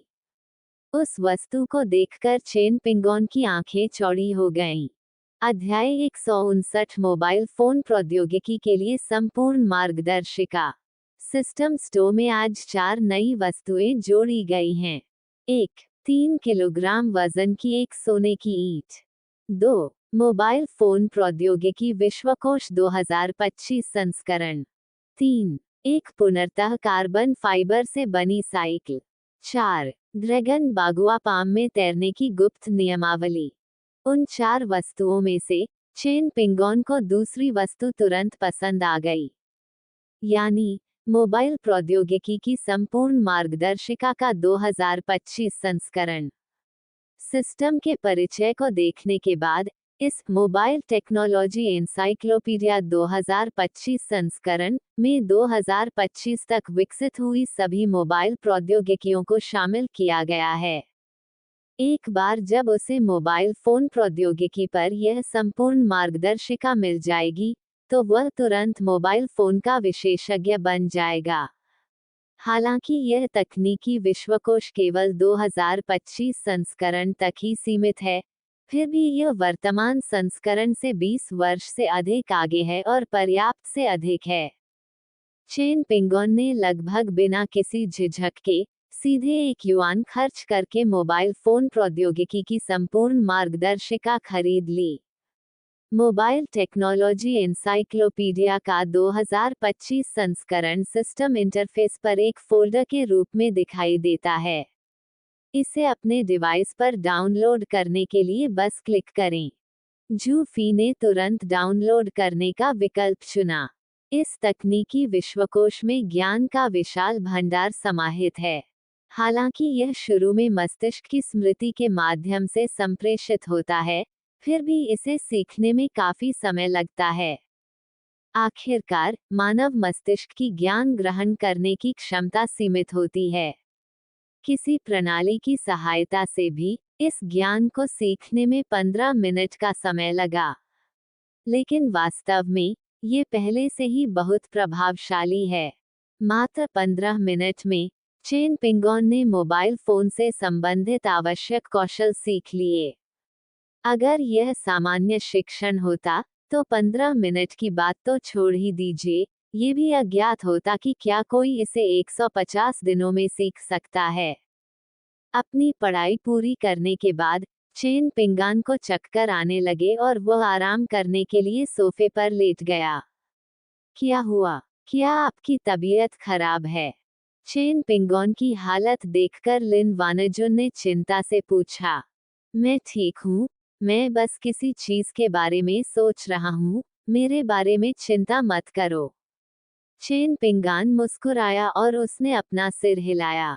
ठीक है, तो सावधान रहना, लिन वानजुन ने धीरे से कहा। जब वे बात कर रहे थे, तब तक चेन पिंगोन ठीक हो चुकी थी। चेन पिंगोन हमेशा से स्मार्टफोन बनाने का सपना देखता था।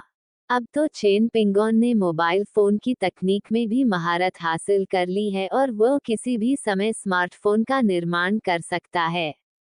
लेकिन स्मार्टफोन के बारे में सोचना भी आसान नहीं है। भले ही चेन पिंगोन ने सभी तकनीकों में महारत हासिल कर ली हो, फिर भी हार्डवेयर वर्तमान परिस्थितियों की आवश्यकताओं को पूरा करने में सक्षम नहीं है। चेन पिंगोन अपनी इच्छा पूरी करने के तरीके पर धीरे धीरे विचार करते हुए अपनी उंगलियों से मेज पर हल्के हल्के थपथपा रहा था। स्मार्टफोन का निर्माण अभी भी काफी मुश्किल है, लेकिन डिजिटल फोन का निर्माण कहीं अधिक सरल है। इसके अलावा वर्तमान में सभी मोबाइल फोन 2G हैं। यदि 3G मोबाइल फोन का उत्पादन होता है, तो 2G पेटेंट को सीधे दरकिनार किया जा सकता है। चेन पिंगोन के चेहरे पर खुशी की झलक दिखाई दी। अब वो मोबाइल फोन का निर्माण कर सकता है। स्मार्टफोन का निर्माण अभी भी कठिन है, लेकिन साधारण डिजिटल फोन, विशेष रूप से 3G फोन, का उत्पादन अब उतना मुश्किल नहीं रह गया है। तकनीकी या हार्डवेयर के मामले में कोई कठिनाई नहीं है। वैसे मुझे ये जानने में दिलचस्पी है कि श्रीली की मोबाइल फोन कंपनी कैसी चल रही है। ये सोचते हुए चेन पिंगोन ने अपना फोन निकाला और बॉसली को फोन किया। मोबाइल फोन बनाने के लिए लाइसेंस की आवश्यकता होती है, और ये लाइसेंस प्राप्त करना आसान नहीं है। श्रीली के पास वास्तव में एक मोबाइल फोन लाइसेंस है, जो शायद उनकी सबसे मूल्यवान संपत्ति है। कॉल का जवाब तुरंत दिया गया। हेलो श्रीमान ली, मैं चेन पिंगोन हूँ। ओह, ये श्रीमान चेन हैं। मैं आपके लिए क्या कर सकता हूँ? श्रीमान ली ने कहा। क्या हम कहीं मिलकर बात कर सकते हैं? मुझे भी मोबाइल फोन के कारोबार में दिलचस्पी हो गई है और मैं आपसे कुछ सवाल पूछना चाहता हूँ, चेन पिंगोन ने कहा। श्रीली एक पल के लिए हिचकिचाए, लेकिन फिर भी सहमत हो गए। दोनों ने मिलने के पते और समय पर सहमति जताई और फिर फोन काट दिया। आप बॉसली से दोबारा क्यों मिल रहे हैं? आपको आज शंघाई जाना था ना? लिन वानजुन ने आश्चर्य से पूछा। चेन पिंगोन ने आज ही अपना हवाई जहाज का टिकट खरीद लिया था और उन्हें आज ही शंघाई के लिए रवाना होना था। हालांकि एक अप्रत्याशित परिस्थिति के कारण चेन पिंगोन ने 2 और दिनों तक रुकने की योजना बनाई है। मैं कुछ और दिन रुकूंगा, फिर मैं पहले तुम्हें स्कूल छोड़ दूंगा, और फिर मैं शंघाई विश्वविद्यालय जाऊंगा, चेन पिंगोन ने मुस्कुराते हुए कहा। लिन वानजुन को ये बात अच्छी तरह से पता थी कि चेन पिंगोन उसके कारण नहीं रुका था। लेकिन चेन पिंगोन की यह बात सुनकर वह फिर भी बहुत खुश हुई। दरअसल, लिन वानजुन एक वयस्क है और अकेले स्कूल जा सकती है, लेकिन अगर चेन पिंगोन उसे स्कूल ले जाए तो वह और भी खुश होगी। क्योंकि यह एक व्यावसायिक यात्रा थी, इसलिए लिन वानजुन साथ नहीं आई। चेन पिंगोन गाड़ी चलाकर निकली और आधे घंटे बाद एक चायखाने में बॉसली से मिली। श्रीली की सेहत अब भी ठीक नहीं लग रही थी। ये स्पष्ट था कि मोबाइल फोन के कारोबार ने उन पर बुरा असर डाला था। श्रीमान चेन, क्या आपको मुझसे कुछ विशेष चाहिए? श्रीली ने पूछा। मुझे मोबाइल फोन के कारोबार में दिलचस्पी है। संयोग से, श्रीली, आपकी एक मोबाइल फोन फैक्ट्री है। मैं पूछना चाहता हूँ कि क्या आप इसे बेचने के लिए तैयार हैं? चेन पिंगोन ने सीधे सीधे सवाल पूछ लिया। ये सुनकर श्रीली के चेहरे पर थोड़ा सा बदलाव आया, लेकिन उन्हें गुस्सा नहीं आया। आखिर यह व्यापार का मामला है। इस तरह का सवाल पूछना स्वाभाविक है। अगर यह पहले की बात होती, तो चेन पिंगोन बिना सोचे समझे ही बॉसली से यह सवाल पूछ लेता और सीधे सीधे इनकार कर देता। लेकिन अब स्थिति कुछ अलग है। उनकी नकदी का प्रवाह लगभग सूखने वाला था, लेकिन कंपनी द्वारा विकसित किए जा रहे मोबाइल फोन से अभी तक कोई परिणाम नहीं मिला था। श्रीली का व्यवसाय काफी बड़ा था, और उनके अन्य व्यवसाय भी थे, लेकिन यह मोबाइल फोन कंपनी उनके लिए बोझ बन गई थी। श्रीली शुरू में मोबाइल फोन कंपनी की संभावनाओं को लेकर आशावादी थे, लेकिन उन्होंने मोबाइल फोन उत्पादन की कठिनाई को कम करके आंका। इसे चलाने के बाद ही मुझे एहसास हुआ कि यह कितना मुश्किल था। अगर आप खुद इस बारे में सोचें तो ये बात स्पष्ट हो जाती है। अगर यह व्यवसाय इतना आसान होता, तो इस पर कुछ ही बड़ी कंपनियों का नियंत्रण नहीं होता। श्रीली गहरी सोच में डूबे हुए चुप रहे। चेन पिंगोन ने और कुछ नहीं कहा, वह बॉसली के जवाब का इंतजार कर रहा था। सच कहूं तो मोबाइल फोन का कारोबार वाकई मुश्किल है। मैंने पहले इसे कम आंका था। अगर श्री चेन पदभार संभालना चाहते हैं, तो मैं आपका अनुरोध स्वीकार कर सकता हूं। लेकिन श्रीमान चेन, क्या आपने इस बारे में वाकई अच्छी तरह सोच विचार किया है? ये करना आसान नहीं है, श्रीली ने गंभीरता से कहा। वह एक बेहद सतर्क व्यवसायी हैं और कभी भी जानबूझकर अपने साझेदारों को धोखा नहीं देंगे। बॉसली की यह बात सुनकर चेन पिंगोन मुस्कुरा उठा। चेन पिंगोन ने हल्की सी मुस्कान के साथ कहा, अगर आप इसे इस तरह से कहना चाहते हैं, श्रीमान ली, तो हम ठीक से बात कर सकते हैं। श्री ली, मैं आपको बहुत स्पष्ट रूप से बता सकता हूं कि मेरे पास मोबाइल फोन तकनीक का पूरा सेट है। मेरे पास मोबाइल फोन बनाने की तकनीक तो है, लेकिन मेरे पास उन्हें बनाने के लिए लाइसेंस और उपकरण नहीं हैं। अभी तुम्हारे पास वो है जिसकी मुझे कमी है, और मेरे पास वो है जिसकी तुम्हें कमी है। हम सहयोग कर सकते हैं। ये सुनकर श्रीली को अचानक राहत का एहसास हुआ। अध्याय 160 चावल फोन। श्रीमान चेन, आप मुझसे मजाक तो नहीं कर रहे हैं? श्रीली ने कुछ हद तक अविश्वास जताते हुए पूछा। इसका मुख्य कारण ये था कि उन्हें विश्वास नहीं था कि इतना अच्छा भाग्य उन्हें कभी मिलेगा। मैं व्यापारिक मामलों में कभी मजाक नहीं करता, श्रीमान ली, और हम इस पर विस्तार से तभी चर्चा कर सकते हैं जब आप सहमत हों। समय आने पर आपको पता चल जाएगा कि यह सच है या नहीं, चेन पिंगोन ने गंभीरता से कहा। श्रीली का चेहरा भी गंभीर हो गया। श्रीली ने सीधे जवाब दिया, कोई समस्या नहीं, मैं इससे सहमत हूँ। हम विस्तार से विशिष्ट पहलुओं पर चर्चा कर सकते हैं।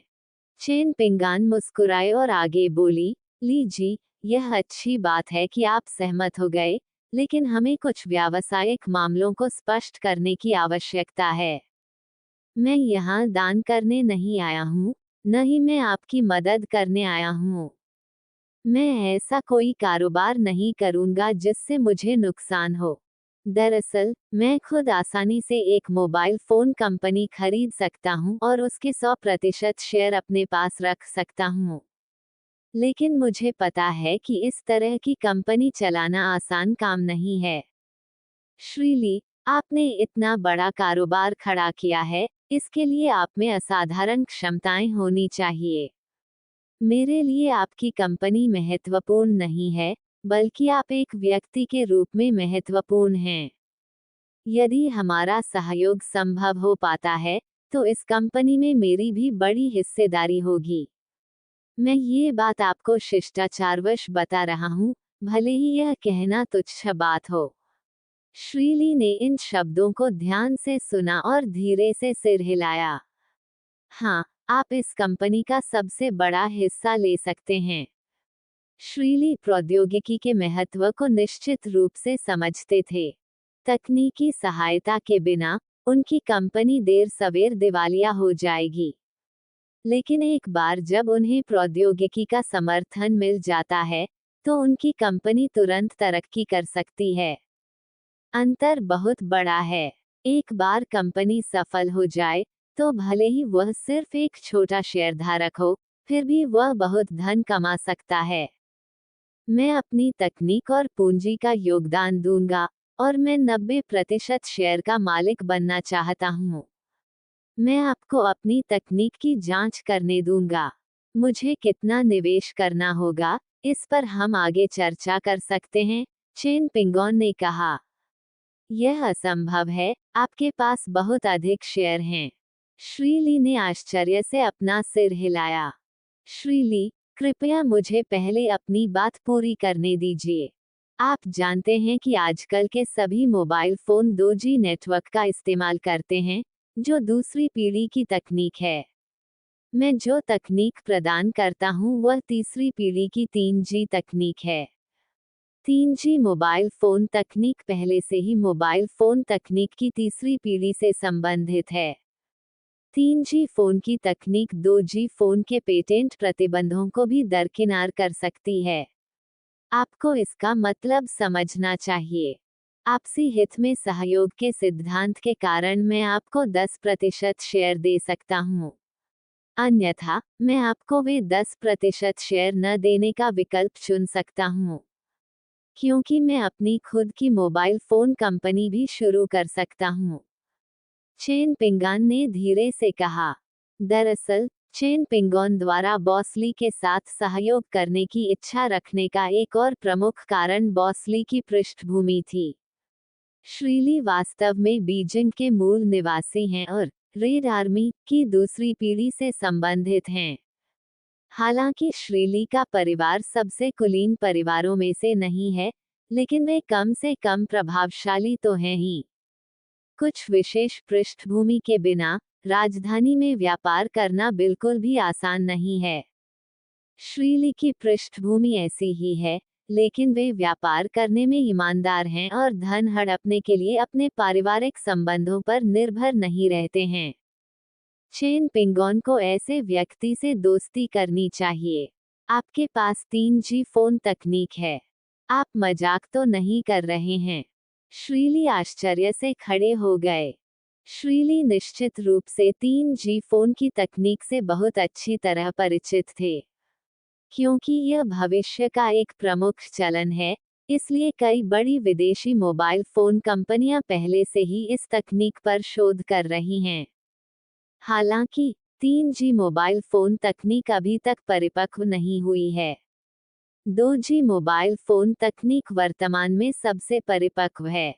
यदि 3G मोबाइल फोन तकनीक वास्तव में उपलब्ध हो जाती है, तो निश्चित रूप से 2G मोबाइल फोन पर लगे पेटेंट प्रतिबंध को दरकिनार करना संभव होगा। मैं इस तरह की बात पर मजाक नहीं करूंगा, और इसे नकली साबित करने का कोई तरीका नहीं है। आखिरकार इन चीजों को अनुबंध में लिखा जा सकता है, चेन पिंगॉन ने कहा। बॉसली को भी एहसास हुआ कि चेन पिंगॉन ने जो कहा था वह सच था। श्री ली ने गंभीर स्वर में कहा, आइए इस बारे में विस्तार से बात करें। इस तरह के मामले का निपटारा एक दिन में तो निश्चित रूप से नहीं किया जा सकता। हालांकि दोनों जल्द ही एक बुनियादी समझौते पर पहुंच गए। चेन पिंगॉन निवेश करने को तैयार थे, और बॉसली भी इसे स्वीकार करने को तैयार थे। समझौता होने के बाद चेन पिंगॉन ने सन हेतांग को फोन किया। चेन पिंगॉन की निवेश कंपनी का प्रबंधन अब सन हेतांग द्वारा किया जाता है। श्री ली के साथ सहयोग निश्चित रूप से निवेश करने वाली कंपनी के नाम पर किया गया था, न कि निवेश करने वाले व्यक्ति के रूप में। इसके अलावा श्री ली के साथ सहयोग केवल डिजिटल मोबाइल फोन तक ही सीमित था। स्मार्टफोन की बात करें तो हम उस पर बाद में चर्चा करेंगे। वह श्री ली के साथ काम करना जारी रख सकते हैं, लेकिन वे अपनी खुद की स्मार्टफोन कंपनी भी शुरू कर सकते हैं। स्मार्टफोन के उत्पादन में समय लगेगा, इसलिए जल्दबाजी करने की कोई जरूरत नहीं है। बेशक, अगर बॉसली के साथ सहयोग अच्छा रहा, तो चेन पिंगॉन को बॉसली को बड़ी रकम देने में कोई आपत्ति नहीं होगी। श्री ली की बात करें तो उनका नाम काफी अनोखा है। श्री ली का नाम ली जियांगुओ है। श्री ली की पीढ़ी के काफी लोग हैं जिनका नाम जियांगुओ है। चेन पिंगॉन ने पहले ही सन हेतांग को बॉसली के साथ सहयोग पर चर्चा करने के लिए एक टीम लाने के लिए सूचित कर दिया है। हालांकि श्री ली दूसरी पीढ़ी के क्रांतिकारी हैं, लेकिन वास्तव में वे बहुत अच्छे इंसान हैं। इससे दूसरी पीढ़ी के इन अमीर बच्चों के बारे में चेन पिंगोन की धारणा भी पूरी तरह बदल गई। हर दूसरी पीढ़ी के अमीर बच्चे अहंकारी और मूर्ख नहीं होते। दूसरी पीढ़ी के अधिकांश अमीर बच्चों का चरित्र उत्कृष्ट होता है, क्योंकि उनके परिवार की परवरिश बहुत सख्त होती है। दूसरी पीढ़ी की गुणवत्ता और चरित्र वास्तव में उनके माता पिता द्वारा ही निर्धारित होते हैं। ली जियानग्वो के माता पिता उसके प्रति काफी सख्त थे, इसलिए वह हमेशा अपने कार्यों में बहुत अनुशासित रहता था। अन्यथा चेन पिंगोन ने ली जियानग्वो के साथ सहयोग की मांग नहीं की होती। सन हेतांग की टीम उसी दोपहर पहुंची। चून की कंपनी का कारोबार इस समय अपेक्षाकृत धीमा है, इसलिए चेन पिंगोन के आदेश पर सन हेतांग की टीम को बुलाया गया। ये पहली बार था जब सन हेतांग की टीम अपने बॉस से मिली थी। वे सभी अपने बॉस की कम उम्र देखकर मन ही मन हैरान थे। सुन हेतांग ने अपनी टीम के सभी सदस्यों का परिचय चेन पिंगोन से भी कराया। इस टीम की भर्ती भी सन हेतांग द्वारा की गई थी। इसमें लेखाकार, वकील और अन्य संबंधित कर्मचारी शामिल हैं। टीम छोटी है, इसमें 10 से कम लोग हैं, लेकिन छोटी होने के बावजूद इसमें सभी आवश्यक तत्व मौजूद हैं। इस टीम की सहायता से मोबाइल फोन कंपनियों में निवेश करना बहुत आसान हो जाता है। महज 2 दिनों में लगभग सभी बातों पर सहमति बन गई। चेन पिंगोन ने अपनी तकनीक को इक्विटी के रूप में, साथ ही 10 मिलियन युआन नकद का योगदान दिया और कंपनी के 90% शेयर हासिल कर लिए। ली जियानग्वो के पास अब केवल 10% शेयर बचे हैं। हालांकि ली जियानग्वो को बिल्कुल भी नुकसान नहीं हुआ है, क्योंकि ये 10% हिस्सेदारी बेहद मूल्यवान है। चेन पिंगोन द्वारा प्रदान किए गए तकनीकी सहयोग से नई पीढ़ी के 3G मोबाइल फोन के उत्पादन की योजना अंततः बनाई जा सकती है। इस मौके पर चेन पिंगोन के मन में थोड़ी शरारत भरी हास्य भावना जागृत हुई। उन्होंने चेन जियानग्वो से नई पीढ़ी के मोबाइल फोन के लिए एक नया नाम पंजीकृत करवाया, राइस फोन। राइस फोन शौकीनों के लिए बनाया गया है।